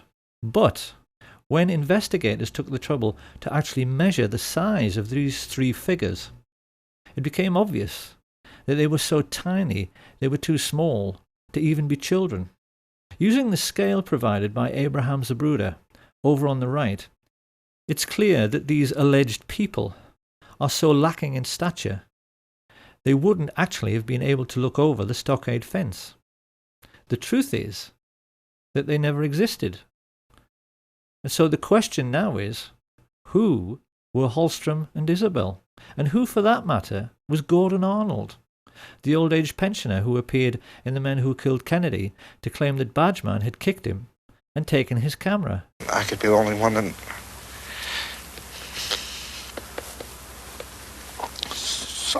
saw the man. The answer is that they were all professional actors, because this is how the devil operates. Devils mix lies with truth in order to make the lies sound more plausible. And it seems that the idea for using actors in this way might very likely have come from E. Howard Hunt himself. After Hunt's deathbed confession, in which he admitted the involvement of the CIA, his son, St. John Hunt, posted many revealing statements about what kind of character his father was. It's quite well known that E. Howard Hunt wrote spy novels and screenplays. And when he was discussing this, St. John Hunt maintained his father tried to live his life as if every day was another exciting scene from a movie, to the total exclusion of his own family. The way St. John Hunt put it was, he would never cut carrots or go shopping with us or anything like that. James Bond doesn't have a family. Historians are well aware that the CIA studies everything which is impressive, and it now seems very plain that they were greatly influenced by the brilliance of the Levinson and Link Columbo series, particularly one episode, Murder, Smoke and Shadows, in which the killer, who is a ruthless young movie director, tries to confuse and mislead Columbo through his powers of creating illusion, only to have the tables turned when this is done back to him, because the whole point of that episode is that the audience never know who is and who isn't supposed to be an actor. The Men Who Killed Kennedy series was laid out in the same way, whilst a few of the interviewees, like the Willis family, were genuine. Most of the people claiming to be witnesses were simply actors, whose only job was to keep people's minds on the grassy knoll, so they would never think about the storm drains and where the shots actually originated. Oliver Stone's film was made to serve exactly the same purpose. It's also very clear that the CIA spent a lot of time studying the emotional breakdown in interviews with people like the ambulance driver Aubrey Reich. Intelligence agents are fully aware that when an audience sees someone sobbing from grief on screen, they tend to become emotional themselves. This is how sensitive, humane people react. And when this happens, you're no longer thinking. And when you're no longer thinking critically, when you suspend skepticism for the sake of emotionalism, you can be fooled. I wanted to tell you why I grieve. But why I don't despair. I'm sorry. Of course, having heard this, people will wonder how anyone could be cynical to such a degree, and it's a perfectly legitimate question, because as we shall see later, this would not be the last time that the American public were fooled by actors sobbing on national TV. And these monstrous fabrications were not confined only to television. Soccer man. In 2003, a book was published called Blood, Money and Power, ostensibly written by Texas law attorney Bar McClellan. This book signalled a shift in establishment policy by claiming that Lyndon Baines Johnson, a natural suspect as the king who might have killed the king, was behind the entire plot, and used his own attorney, Ed Clark, to pay off the gunman. Researchers noticed that at exactly the same time, a lot of information suddenly became available about all the murder plots LBJ had been involved in with Clift Carter and Billy Solestes. We were then treated to the sensational deathbed confession of E. Howard Hunt. And in the book itself, the serious researchers found this extraordinary paragraph. Wallace centered on Kennedy's head and fired. The shot went almost 200 feet but was barely low and slightly to the right, hitting the president in the back shoulder blade. The bullet was deflected upward ever so slightly, exiting at the tie knot, the bullet's jacket separating to hit and crack the windshield, the remaining slug hitting the curbing in front of James Tague, an onlooker standing in front of the triple underpass on Commerce Street. The slug knocked cement shards in all directions. A splinter nicked Tague on the cheek. So just exactly what is going on here? This is quite obviously a ludicrous assertion. So what is it all about? What it's all about is that the CIA actually wrote this book. They knew that the critics had been able to laugh loud and long at the single bullet theory because the FBI had had to change their story. At first, they had accepted the indisputable evidence that James Tague was scratched by a bullet as he watched from below the overpass, because they initially claimed that the first shot alone had gone through the president and the governor, making 7 separate wounds in 2 different men. The second shot was the headshot, and presumably the third struck Tague. However, once the Zapruder film and dozens of eyewitnesses made it plain the first shot missed, the FBI had a problem. How could they account for the throat shot, headshot, and Tague shot with just 2 remaining bullets? This utterly ridiculous paragraph was a lame attempt after 40 years to come up with an answer, and the lengths the CIA went to get people to believe it were contrived to say the least. It's first of all the simplest matter to refute this version of events by asking how the CIA could possibly know this is how it happened. The bullets splitting apart in mid-air? Are they saying they had Dealey Plaza rigged with fast-motion cameras, which allowed them to replay the flight of every bullet in slow motion? If so, we'd all love to see those pictures. And even more to this, Bar McClellan's interview became the linchpin in the final episode of The Men Who Killed Kennedy. which was then banned from public broadcasting after a lawsuit was allegedly brought against the History Channel by former Presidents Carter and Ford and their friends Jack Valenti, Bill Moyers and Lady Bird Johnson. Of course, this was just more disinformation. What the plotters hoped to achieve was that by getting the series banned, but making it available on the internet, the seekers after truth would be duped into thinking it must be true, precisely because it had been banned from mainstream media. It's a double bluff. It is quite possible, after all of this ludicrous skullduggery, that even the CIA themselves couldn't remember what purpose it was all supposed to serve. But the general idea was that the public was supposed to swallow the notion that Lyndon Baines Johnson was the primary culprit in this entire affair, because he's dead and can't speak for himself. It is absolute nonsense to suggest any such thing. Lyndon Baines Johnson was, like Hitler and Richard Nixon, a mere puppet of the oil men and the merchant bankers and military industrialists, something he finally admitted to. I can't honestly say that I've ever been completely relieved of the fact that there might have been international connections. You mean you still feel that there might have been? Well, I have not completely discounted. The notion that he was the criminal mastermind behind the Kennedy assassination is simply another disinformation falsehood dreamed up by the CIA. He was most definitely involved in the plot and offered up his personal hitman, Mac Wallace, to be part of it, but the men who actually masterminded the plot were Allen Dulles and David Atlee Phillips, with George Bush being the most important figure in the actual execution of the plan, and even they, in the end, proved themselves to be just as crude and obvious as anyone else in the way they took care of anyone who might incriminate them. On the 22nd of February 1967, Eladio Del Valle and David Ferry were both murdered within minutes of each other, when it seemed they might give information to the Jim Garrison investigation. Charles Boyd Harrelson and Milwaukee Phil Aldericio suffered convenient early deaths in jail, and having been ordered to testify before the House Select Committee on Assassinations, both Charles Nicoletti and George de Mohrenschildt were shot dead at the same time on the 29th of March 1977. Having been scheduled to testify before the same committee, Johnny Roselli met a similar fate.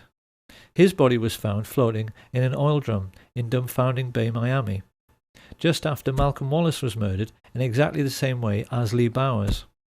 On a stretch of empty American highway, his car was forced off the road, then CIA agents smashed his head into the steering wheel until he died, to make it appear like a single car accident. Not long afterwards, Sam Giancana was shot in the back of the head while cooking sausages, and his spy inside the Chicago police force, Richard Kane, was blasted to death with a sawn-off shotgun in Rose's Sandwich Shop on the 19th of December 1973. Absolute proof that George H.W. Bush was the most important figure behind these grisly murders and the Kennedy assassination surfaced quite recently in a declassified FBI memo which revealed he was working for the CIA in 1963 and not from 77 onwards, as he'd always claimed. He had been a lifelong friend of George de Mohrenschildt, who had actually begged him for help when he realized the CIA were trying to kill him. It was therefore rather ironic that when the police checked de Mohrenschildt's wallet, they found an address card, which gave them a direct lead straight to the guilty party had they but chosen to follow it up. It said George Poppy Bush, his CIA code name, Zapata Petroleum, Midland, Texas. It became a farewell note from the man who coordinated the crime of the century, a man whose father, Prescott Bush, had created the CIA in the first place, along with his friends some 30 years before, purely in order to take care of their own business interests. They arrogantly believed they were more intelligent than anyone. But in the end, the means the George Bush-led CIA chose to silence all the major underworld figures who might incriminate them proved to be every bit as crude and obvious as Ruby's killing of Oswald on television. The whole point of George Bush and his Central Intelligence Agency was that they were supposed to be intelligent, and yet in the end they couldn't even fool little old ladies. And who is going to inhibit them? The gangsters that are running this country is going to inhibit somebody. All institutions of the American government are essentially a gangster syndicate, and everybody knows this. So perhaps it's time now to ask what we have learned and how best we can use this new understanding about the West's secret history to evaluate what is really going on in our world right now. To begin with, let's answer a couple of questions which have perplexed many people over the years. A great many researchers and historians have wondered why the Kennedy family themselves almost seemed to be aiding and abetting the cover-up by choosing to be so quiet about the assassination itself. After the revelations of Chuck Giancana, there now seems little doubt that this is because they know a full disclosure of Joe Kennedy's dirty political dealings with the mafia would likely leave the Kennedy name in a very tarnished state. Up until now, history has tended to give the Kennedy patriarch a distinguished and squeaky clean image which went along with his appointment as the American ambassador to Britain. Like most things about the ruling class, this image is false, because it's clear that Joe Kennedy was every bit as big a crook as his business associate, Sam Giancana. However, it also seems necessary now to revise the entire history of the Kennedy brothers. The reputation of Edward Kennedy never recovered from the Chappaquiddick incident, in which Mary Jo Kopechne lost her life when she drowned in his overturned car when he allegedly drove off this unlit bridge whilst under the influence. At the time, the public believed this was a married man misbehaving, but it's come to light recently that our old friends Frank Sturgis and E. Howard Hunt were seen in the Martha's Vineyard area just prior to the accident. Once again, it's the same dirty people pulling the same dirty tricks. The media's treatment of this affair destroyed any chance Edward Kennedy might have had of becoming president, and we do now have to wonder if this was yet another example of the CIA controlling public opinion.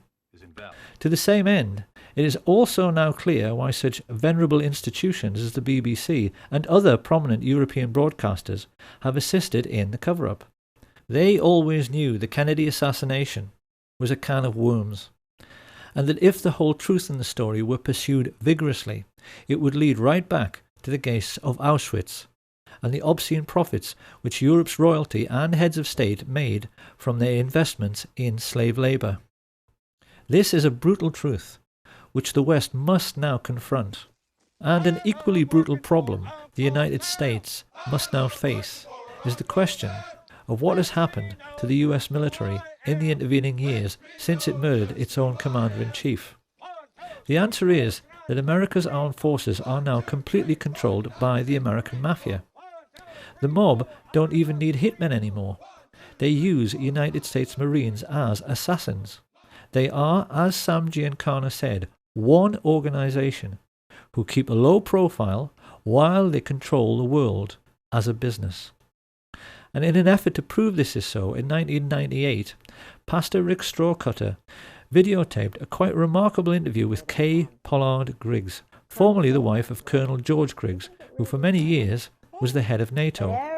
He was also an alcoholic of that well-known kind who are shy and unable to communicate when they are sober, but who then cannot stop talking once they have a drink.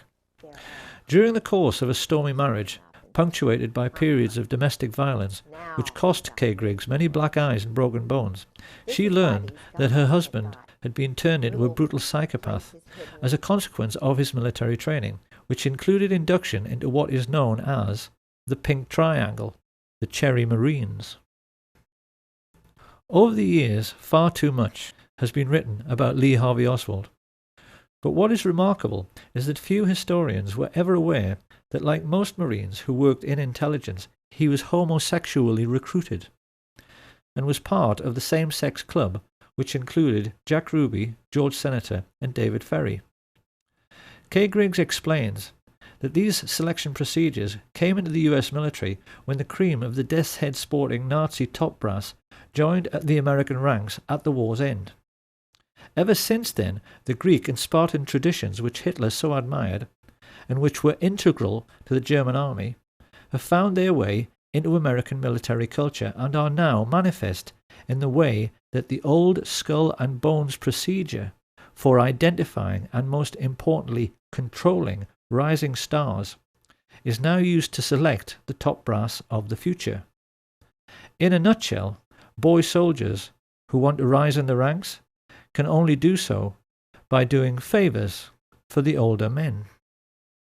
So George Bush, I mean, all these people rise up to the ranks on the same club. Right. No wonder, you know, I saw a little TV clip one time where a reporter was asking George Bush and others about the Order of the Skull and Bones. You were both in Skull and Bones, the secret society. It's so secret we can't talk about it. What does that mean for America? I mean, if this really got out, that these guys are all inducted because they've got some kind of homosexual thing on them. Indoctrination. I mean, or induction. They have to do that. Yeah. They do that. Yeah. Even in a coffin. And it's even now coming into the military totally. The chiefs do that. They put them in the coffin. They do the bowling ball trick. Okay, you're going to explain this. What happens when you get in the coffin? Why do you get in a coffin? Oh, they get, when you get your eagles, that's a German thing. Okay. You know, it's what the German high command did, and most of them, you know, had the boyfriends and stuff, the Krupps and all of that. It is a German thing that they say goes back to Greece, and it's all the male Marine-looking men that they do it with. See? So now the chiefs have to do that. What they do is they get, George said it's like a zoo. They get everybody really drunk, and they sometimes call it dining in. Shellback is another time that they do it.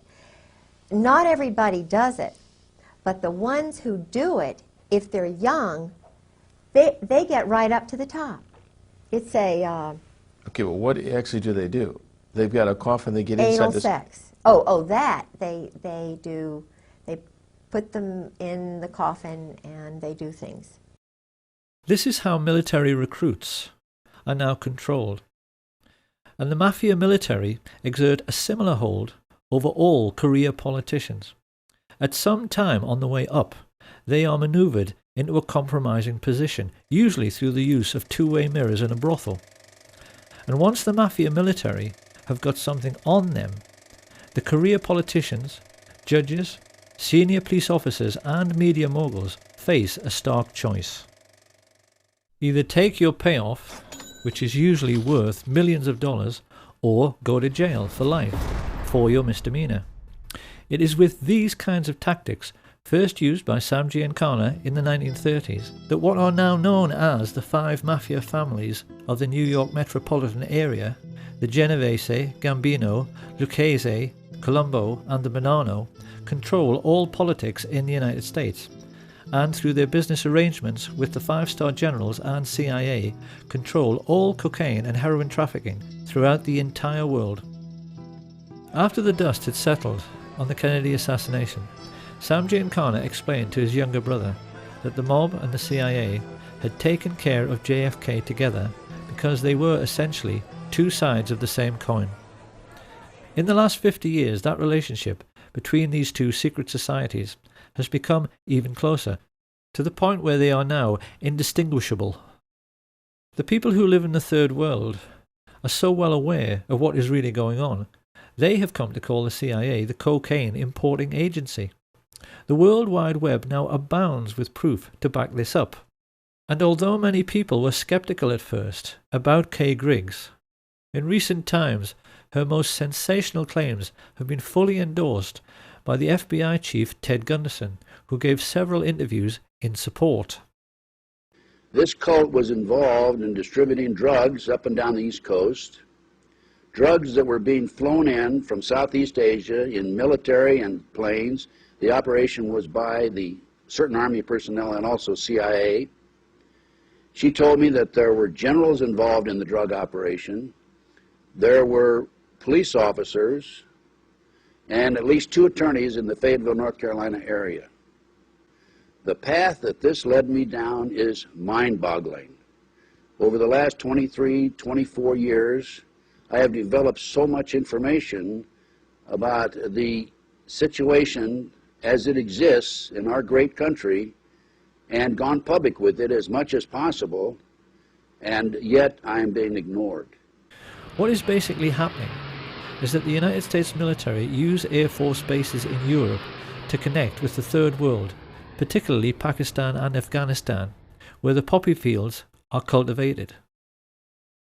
This is the real reason for the conflict in Afghanistan. It's to protect the record harvests of heroin which almost ended when the Taliban took power. But they don't tell the soldiers this, and it's a truth you'll never hear on NBC or BBC. Having brought the refined cocaine and heroin into Europe and the United States, it is then passed on to the mafia for sale at street level, sometimes by police officers in uniform. It's an arrangement which nets the generals and the mafia chiefs billions, and the fact that someone of Ted Gunderson's credibility was completely ignored when he went public with this information underlines the fact that our entire mainstream media, as well as the entire justice system, has been bought off. So the question must now be asked: if this shadow government of the world's only superstate can get away with the murder of a president and through their wealth be in total control of the United States military, media, and the justice system, what else might they be getting away with? Could it possibly be that the serious researchers have been right all along, and remembering what happened to Flight 553, that 9/11 truly was one huge confidence trick?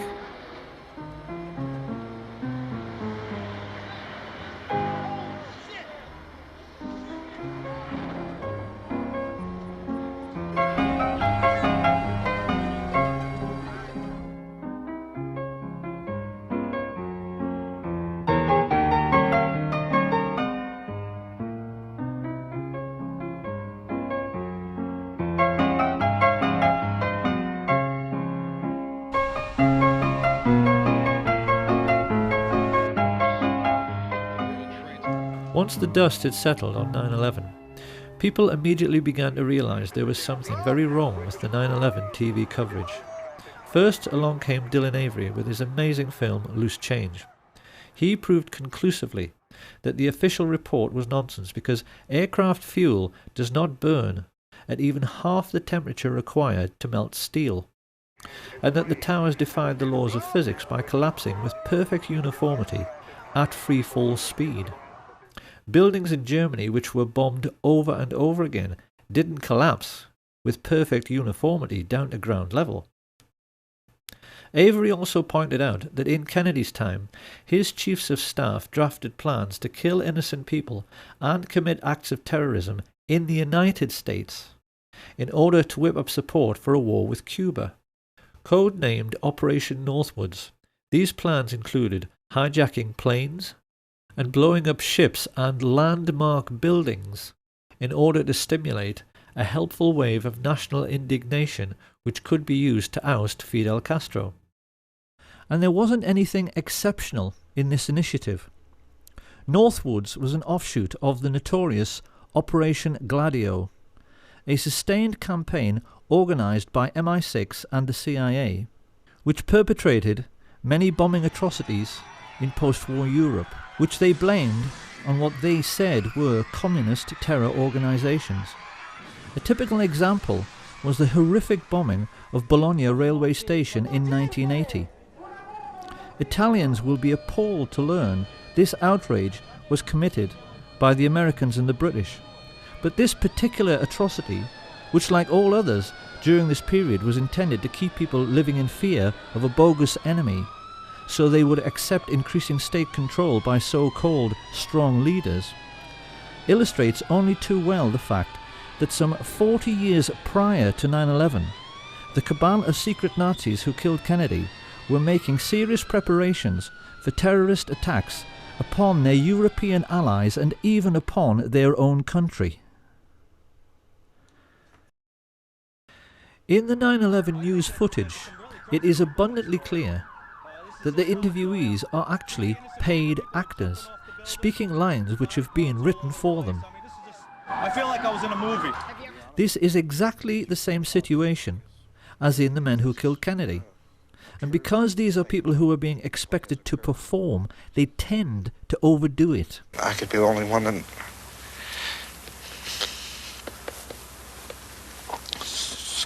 shot the man. They killed the president. And to be honest with you, if I'd have known this,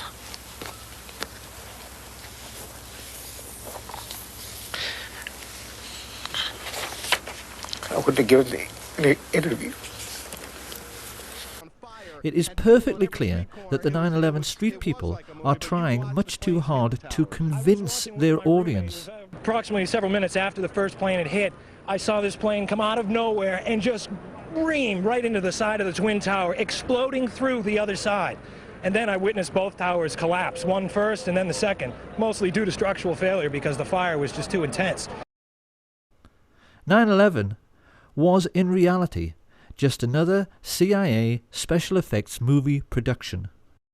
And it really has become the Kennedy assassination's long-lost twin, because witnesses who know the truth of what really happened are all being murdered. This didn't stop some people from immediately pointing out that the London Tube bombings were a hoax. The alleged terrorists couldn't have ridden into London on a train which was cancelled. And seasoned researchers are now becoming quite surprised at how sloppy and obvious these alleged terrorist acts are becoming.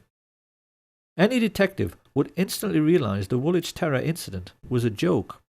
We were shown pictures of a supposedly decapitated man lying prone on the street. If that were true, he should be lying in a puddle of his own blood, and the alleged attacker would be soaked in blood all over his front from arterial spray. All terrorism is fake. It is military deception practiced by the rich upon the poor in an ongoing class war. And the most important weapon at their disposal in this class war are television presenters. The BBC has actually become the Ministry of Truth from Orwell's 1984. Everyone working for the BBC today is a whore of the ruling class and a traitor to our way of life, because it is very hard to believe they are all unwitting accomplices in this class war. When we remember that it was some of the BBC's own journalists who revealed that the 9/11 hijackers were all alive, it's hard to accept that their news presenter colleagues haven't figured out the totalitarian nature of what people like Jane Stanley, who reported the collapse of World Trade Center 7 20 minutes before it came down, are really up to. And yet still they go on giving us reassuring smiles, while telling lies on behalf of the ruling class. Of course, then people ask, oh, yes, but why would they do it? Why is all of this Muslim, multicultural, political correctness thing happening to us right now? It's happening because we no longer have an enemy. Tourists today can visit what used to be the Eastern Bloc, and they can photograph the derelict, rusting heap of scrap metal, which used to be the Soviet war machine. It has gone, and this has created an unprecedented political situation which the world has never seen before, in which there is only one superstate, the Anglo-American alliance. No other power on Earth today is capable of fighting a war on the grand scale. China, North Korea, Russia simply do not have the economic resources. So in order to make us believe we still have an enemy, and therefore have to live in fear, the rich had to provide us with a new enemy. And this is why in recent years they've encouraged unstable Islamic people to emigrate to the West. It's to provide us with a ready-made enemy. This is their master plan for this single superstate age. And it's for this reason that they perverted political correctness, to make people believe that anybody who refuses to go along with this new doctrine of multiculturalism is the worst person of all. In the West today, we've become quite used to seeing confrontations between the alleged lunatic fringe of Islam and indigenous white men who are trying to defend their culture from foreign influences. What groups like the EDL do not understand, however, is who is really pulling the strings here? Who is behind this? who arranged this fight, because any Roman senator would tell you this is simply the old maxim of divide and rule. The Romans invented this system. They always made sure that every conquered region pushed together tribes who were traditionally hostile to one another. The British copied this method after World War I by redrawing the entire map of the Middle East to make sure that the new boundaries always set one Arab tribe against another, particularly the Kurds. What we see on the streets of Britain and America today is the same thing. The whole idea is that while you're fighting against Muslims and they're fighting against you, no one has the time to stop and think about who actually created this situation and who their real enemy really is. The rulers of the Middle Ages arranged a never-ending religious war between Catholic and Protestant for precisely the same reason. Now, why must we always think we have an enemy? Because the ruling group always maintain their position in society by controlling the population through fear. Think about it. If we don't have an enemy, would the public be prepared to pay for the army? Would we be happy to pay for MI5 so that they can read our emails and put a surveillance camera on every street corner? Big Brother has to have an excuse for watching us all the time. And what they call national security is always the perfect excuse. The moment you make a world at peace, it's gone. The keystone in the arch of ruling class power is gone if we don't have an enemy. So the rich are always going to provide us with an enemy forever. And the lesson we need to learn from all of this is that everything in our lives is and always has been a rich man's trick. When people think of ancient Rome, they always tend to think about the gladiators in the Roman arena. But something people don't realise is that Roman amphitheatres were a scam. They were perhaps the very first big confidence trick in human history, played by more cunning rich men upon a naive public.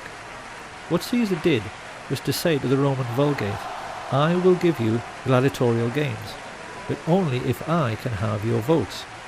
And he only offered this bargain because he knew the Vulgate loved the games more than they loved anything. This is how the Roman maxim, panem et circenses, bread and circuses, became established.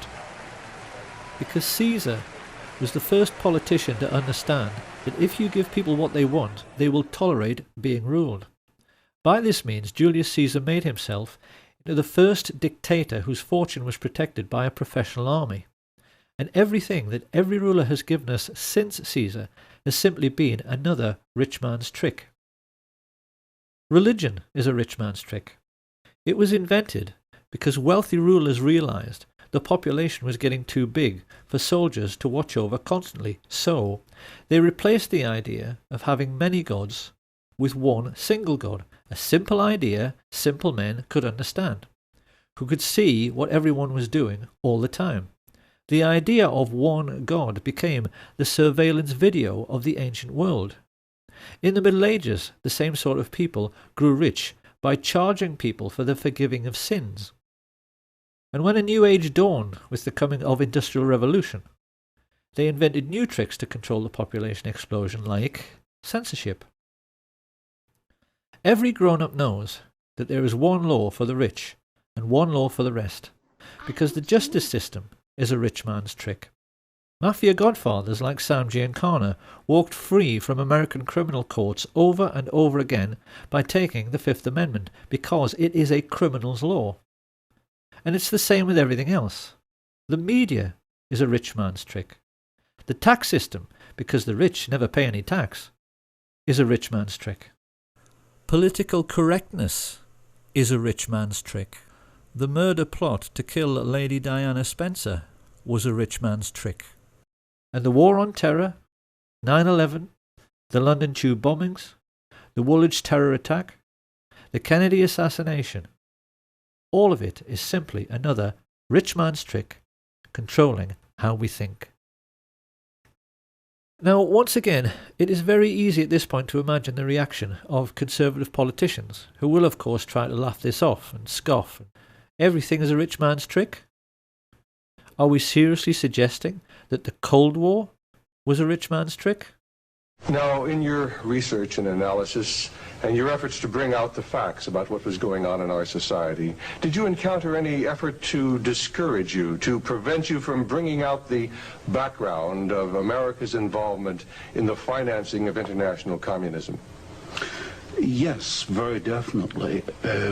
For example, when I was at the Hoover Institution, in 1972, I went to Miami Beach to give some testimony before the Republican National Committee.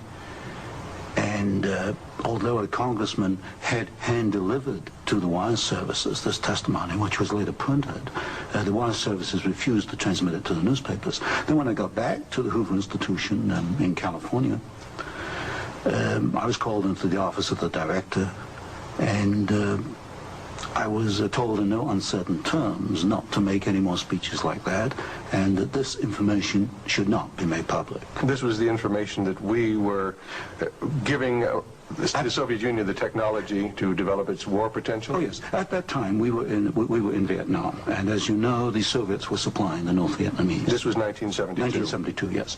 And for example, I knew that the Gorky plant, which was built by the Ford Motor Company, the Gorky plant in Russia produces the Gaz series of vehicles. The Gaz vehicles had been seen on the Ho Chi Minh Trail.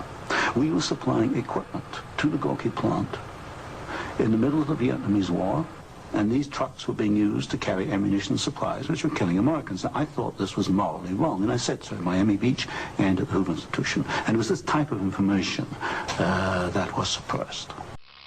The rich would much rather we didn't think at all, and certainly not about the wise words of the columnist Claire Rayner, who once famously said that the only reason we now have to live under kings and queens and presidents is that in past ages their ancestors were the best thieves. In the Middle Ages, when the king was feeling greedy and wanted to pay for a new mistress or grand new palace, he simply sent out his robber barons to steal half the herd of every local farmer, and if they complained, the robber barons would say the king needed to feed the army, or some similar excuse. That is how it was done then. But today, the ruling class face a different problem. We now live in an industrial age, and as George Orwell explains in his novel 1984, if the machine age was directed solely with the intention of making the common people physically comfortable, in a mega-productive computer-controlled epoch, we could soon all live like millionaires. But think what this would mean. If we're all millionaires, we all fly first class, so the king and the queen and the president have to wait in a queue with everyone else. And do you honestly believe the Queen of England would wait in a queue behind you? If we're all millionaires, we all play golf. The king and the president can't get on the course, and there's no room on their exclusive beach.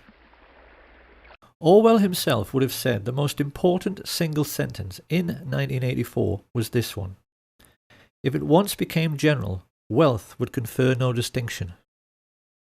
Our lords and masters are not going to wait in queues with the rest of us. So the special problem which fat cats face today is how to keep the wheels of industry turning, because as Orwell explains, the oligarchs have to make use of the masses without significantly raising the general standard of living.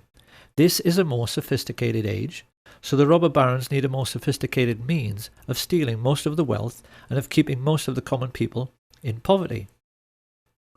What the rich face today is a situation in which the common people spend most of their lives on a 9-to-5 treadmill. They make things in factories, they grow things and harvest them, they teach in the schools, nurse in the hospitals, and as a result of their daily labours, a huge mountain of money is produced. Now the rulers have a problem. How can they keep the ordinary people hard at work so they're too exhausted at the end of every day to think about whether this is a fair system? The solution, as Sam Giancana explained, is to invent a foreign enemy, a boogeyman, who wants to conquer the whole world. This becomes a perfect excuse to make people pay for a sophisticated array of increasingly expensive weapons which are made by companies which the fat cats themselves own. And in one neat little scam, the modern robber baron has a means of stealing most of the wealth produced by Western society, while leaving the common people with just enough crumbs to keep them going. Every year, America's oligarchs take $3 trillion out of the United States economy. According to some estimates, we cannot track $2.3 trillion in transactions. $2.3 trillion with a T. That's $8,000 for every man, woman, and child in America. This is how the rich have rigged the system, so that it benefits them at the expense of everyone else all the time. But in order to keep this fraud going, the public must always be convinced of the need for military expenditure. This is where all the phony terrorism comes in. And if we want to find out who is behind this ongoing hoax, we only have to look at Securicom, the company in charge of World Trade Center security, who removed all guards and sniffer dogs from the buildings on September 10th, so that the charges which brought down the towers in controlled explosions could be planted. If we now ask, who is the chief of Securicom, who do we find? Marvin P. Bush, brother of George W. Bush, son of the man who orchestrated the plot to assassinate President Kennedy, and grandson of the man who made the family fortune from Auschwitz slave labour. The Bush family and their rich friends have been behind all of it. During his time as president, George W. Bush connived with Tony Blair to introduce a deliberate policy of allowing unbalanced and aggressive Muslims to flood into Western countries. They did this in the hope that they would commit atrocities in their adopted countries, and they were actually delighted when the Washington DC sniper and the Fort Hood shootings made headlines, because they knew such events would make it easier for the public to swallow the idea that 9/11 was simply more typical Islamic terrorism. The truth is that Islam is simply being used like a pawn on a chessboard in a game the fat cats have been playing since World War I. 70 years ago, they gave us what they called their Hitler Project. 50 years ago, it was the JFK assassination project. Today we're having to suffer the War on Terror project. And when this current lunacy is over, they'll have another excuse ready to create yet another phony war and yet another patsy.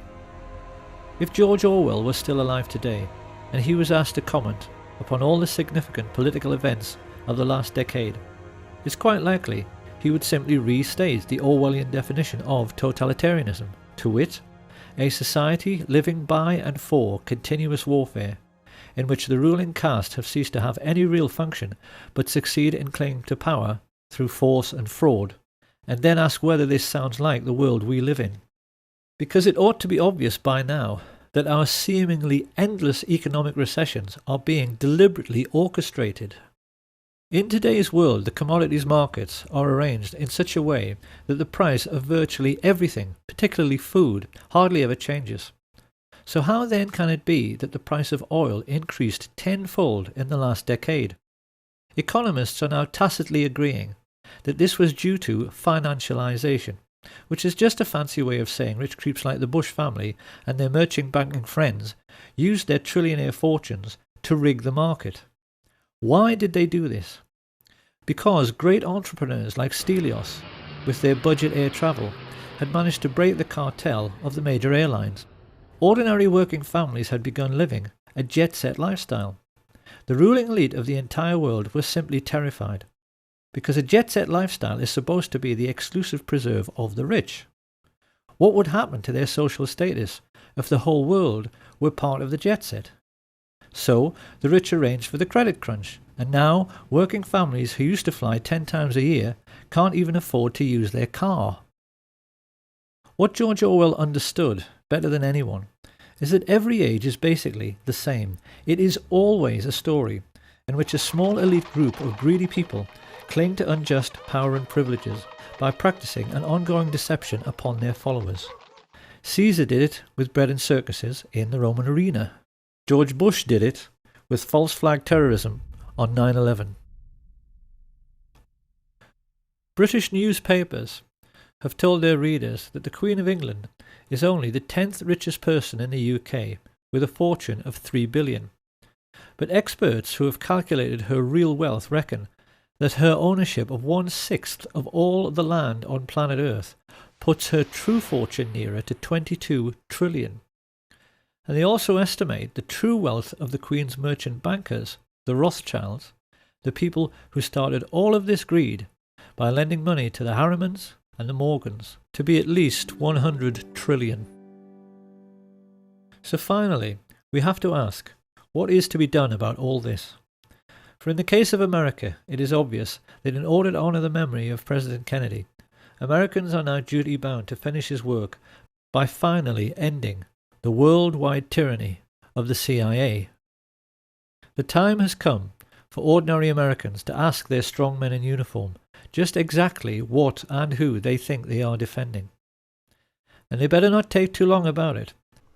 Having established Islam in the West in order to provide us with an enemy, the elite have recently started on the second phase of their master plan, which is to wipe out anyone who is sick or disabled.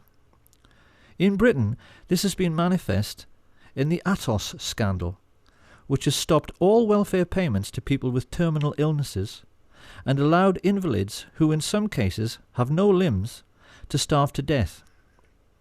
The extermination of anyone considered feeble-minded or infirm was exactly how the Nazi regime began. And now they've started doing it again. What most amazes me in all of this is the naivety of the good people in the truth movement, who go on and on and on saying they want an independent inquiry. The Bush family and their rich friends are not going to investigate themselves. And there isn't any authority on earth above that of the ruling class, so it's never going to happen. These people have got the police and the judges and the justice system completely under their control. The Queen of England cannot be prosecuted for anything, not even genocide, in a Crown Court, because the Crown Courts are hers. She owns British justice. The only way to change our corrupt system is through revolution. Everyone has to sign up to the Revolution Now website, and then the people have to march on Washington, just as they did for CIA agent Barack Obama's inauguration. Only this time they need to kick him and every other crooked politician out and take power genuinely for the people's sake. And once again, they better not take too long about it, because the last time the rich decided to play a really big trick on the world, 6 million lives were extinguished. Supposing they decide to give us the world's first incidence of phony nuclear terrorism by dropping an atomic bomb on Cleveland or Birmingham or on Chicago, what then? But perhaps Chicago itself might be a good place to pause and offer a word of warning to the citizens of the United States before they start thinking about the next American Revolution. We should always remember that Al Capone was seen as a hero by the ordinary working people of his own time because he gave them what they wanted: booze, sex, gambling and drugs. And some Americans have even been candid enough to admit this. We all play numbers, we all go to the racetrack, you know what I mean? We all cheat a little bit. It hardly needs saying that Giancana, Marcello and Trafficante would have gone out of business in no time if ordinary Americans hadn't been so fond of cocaine. And in the post-war period, many writers have noted the way in which the United States not only manifestly tolerated organized crime, but even seemed to be enchanted by it. It's a cultural phenomenon which has led many foreigners to wonder whether there is some sort of latent criminality in the very fabric of American society, because there does seem to be some sort of tacit agreement amongst all Americans that killing a man should always be considered an option if it looks as if he might cost you a large sum of money. Suppose we'll have to kill him. I don't suppose you have any ideas on that, Diana. Well, what would you fellas say to an assassination? I hope you don't have any hidden tape machines in this office, Frank. We're talking about a capital crime here. I'd like to hear some more opinions on that. Look, I don't see we have any option, Frank. Let's kill the son of a bitch. This film is likely to leave Americans with the impression that JFK was assassinated by a corrupt and brutal ruling class. Perhaps they should ask themselves if they are quite sure that he wasn't simply killed by America. So it seems that finally we are left with a very simple question. What kind of society is it which kills its own best men?